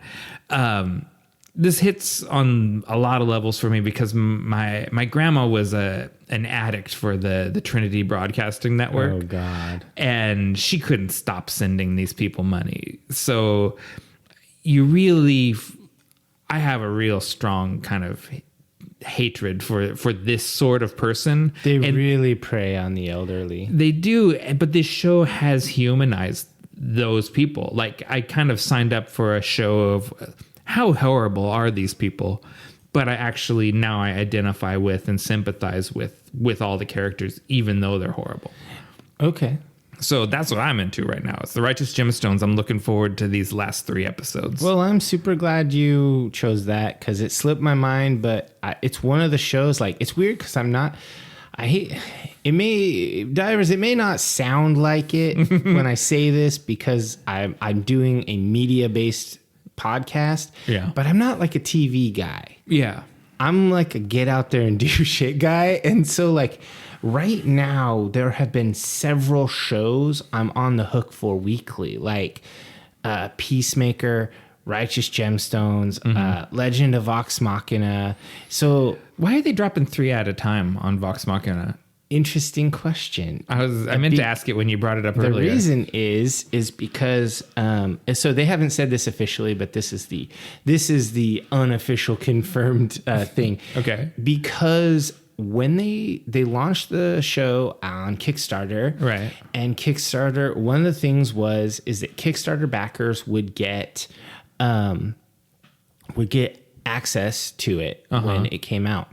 Then after they got $11 million on Kickstarter, Amazon picked it up, right? Gave them more money, right? And guaranteed a second season.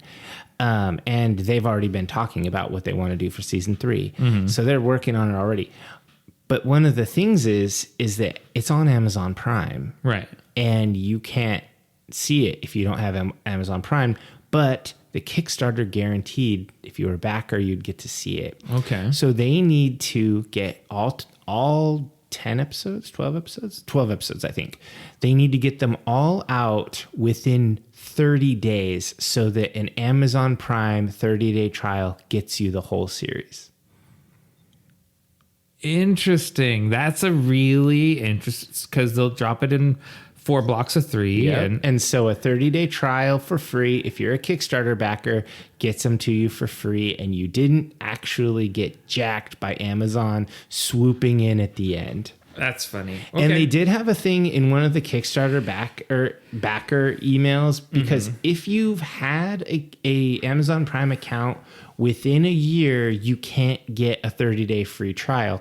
And so they actually said you have to email them and interface with their customer service, Critical Role's customer service, in order to get an override code for a new 30-day free account so that they can get you your Vox Machina. Interesting, right? Yeah, that is interesting. I think that's an interesting, clever way to do the right thing by their supporters there. Yeah, everyone who backed it is going to get all of them. Because the thing is when we backed this, it was only for one 40-minute special. That's what the Kickstarter was for. And then a stretch goal at something like $1 million, which was insane because the Kickstarter was for like 600,000. Yeah. At $1 million or something, they said, we're going to do another one. And then at like 5 million, they're like, we're going to do a whole season of 8 episodes. And so it just grew. Yeah. And so people, the Kickstarter backers shouldn't be screwed. But on the other hand, it's better for all of us, nerds and non-nerds alike, that it got picked up by Amazon, because that just means more of it's going to happen. And the Critical Role people are going to get more money, which means more nerd content. Is it following, not to make this a deep dive of Vox Machina now, but is it following established lore, like retelling stories that are from early campaigns? Or are these just completely original stories, or No, this is from the campaign. So I've watched all of campaign 1, and the thing is it's like 130 episodes or 120 episodes at 3 to 4 hours a pop. Yeah. So what they did was kind of like you would do with like they did with the best analog would be the Wheel of Time. Yeah. They pull out threads of plots and they mark those down on like a big whiteboard or whatnot, and they figure out what threads, personal plot versus meta arc and stuff they're going to cover in the series. And they decided one of the most iconic plot lines, which actually happened early in the campaign, was Percy DeRollo's personal vendetta plot against the Briarwoods. Yeah. And so they decided, since those villains were some of the most fan favorite villains and cast favorite villains, they were going to do that as the season 1 meta villains. And so that's what they decided to do. But it's definitely from the show. Matt Mercer is voicing Silas Briarwood. And they're so it's straight out of the show. And even that sword, Craven's Edge, that you saw, that's a magic item in the game. That they get eventually. So yeah, it's pretty cool. Interesting. Yeah, because I didn't, you never, it's so established because the Tal'Dorei source book kind of has them, what I assume is how the characters are like at the end. Yeah, like 20th level. Right. Or whatever. And so obviously much has happened, much has transpired from what's going on the TV show to where they are, the way they're described in the book. Yeah, for sure. So I just didn't know how closely this is following it, or if it was filling in gaps kind of between campaigns or what. It's, the thing is they're just taking a shitload of content and whittling it down to the most essential things. Like you can see if you're watching the show, the cartoon, that there's kind of a spark between Vax'ildan and Keyleth. That didn't happen until like a long ways into the campaign, and they eventually are like married and whatnot. And so, but that happens early on right now. Well, they're just planting seeds. Yeah. Now, so they can pick that fruit later. Yeah, for sure. That's good storytelling. It is the same thing. I don't know if you noticed. They should bring those writers over to Boba Fett. Vex'ahlia and Percy. So I know, because I looked at the back of the book. I almost wish I hadn't looked at their character bios. The Lady of Whitestone. Yeah. So they really should. The thing is Titmouse Studio, they're fucking good. Yeah, like they're amazing. No, I've always been a huge lover of the Venture Brothers since that first came out, and yeah, Titmouse is the tits for sure. Yeah, they're pretty much. I mean, I'm not an anime like junkie or animation junkie, right? But they're my favorite. Like I like the stuff they put out. It's just really good. Cool. Well, you want to give them the call to action? Yeah. Subscribe to us on your favorite podcatcher, as well as YouTube, Spotify, and Audible. Don't forget to leave us a review. 5-star review costs you nothing, but means everything to us. You can find us. Oh, wait. First, new episodes of Nick and Dave Deep Dive the Metaverse drop on the 1st and 15th of every month. You can find us on all social media platforms across the Metaverse as Deep Dive the Meta. We are on Twitter, but really that's just for Diver Lance. He's the only one that engages with us there. We're on Instagram because I like pretty pictures. And we are on Tumblr, where they got rid of all of our porn bots, and now we're down to 5 followers. So I nailed that number when I said at least 5 of our followers were real people. Well, I guess this is really goodbye. Don't say goodbye. Say good journey.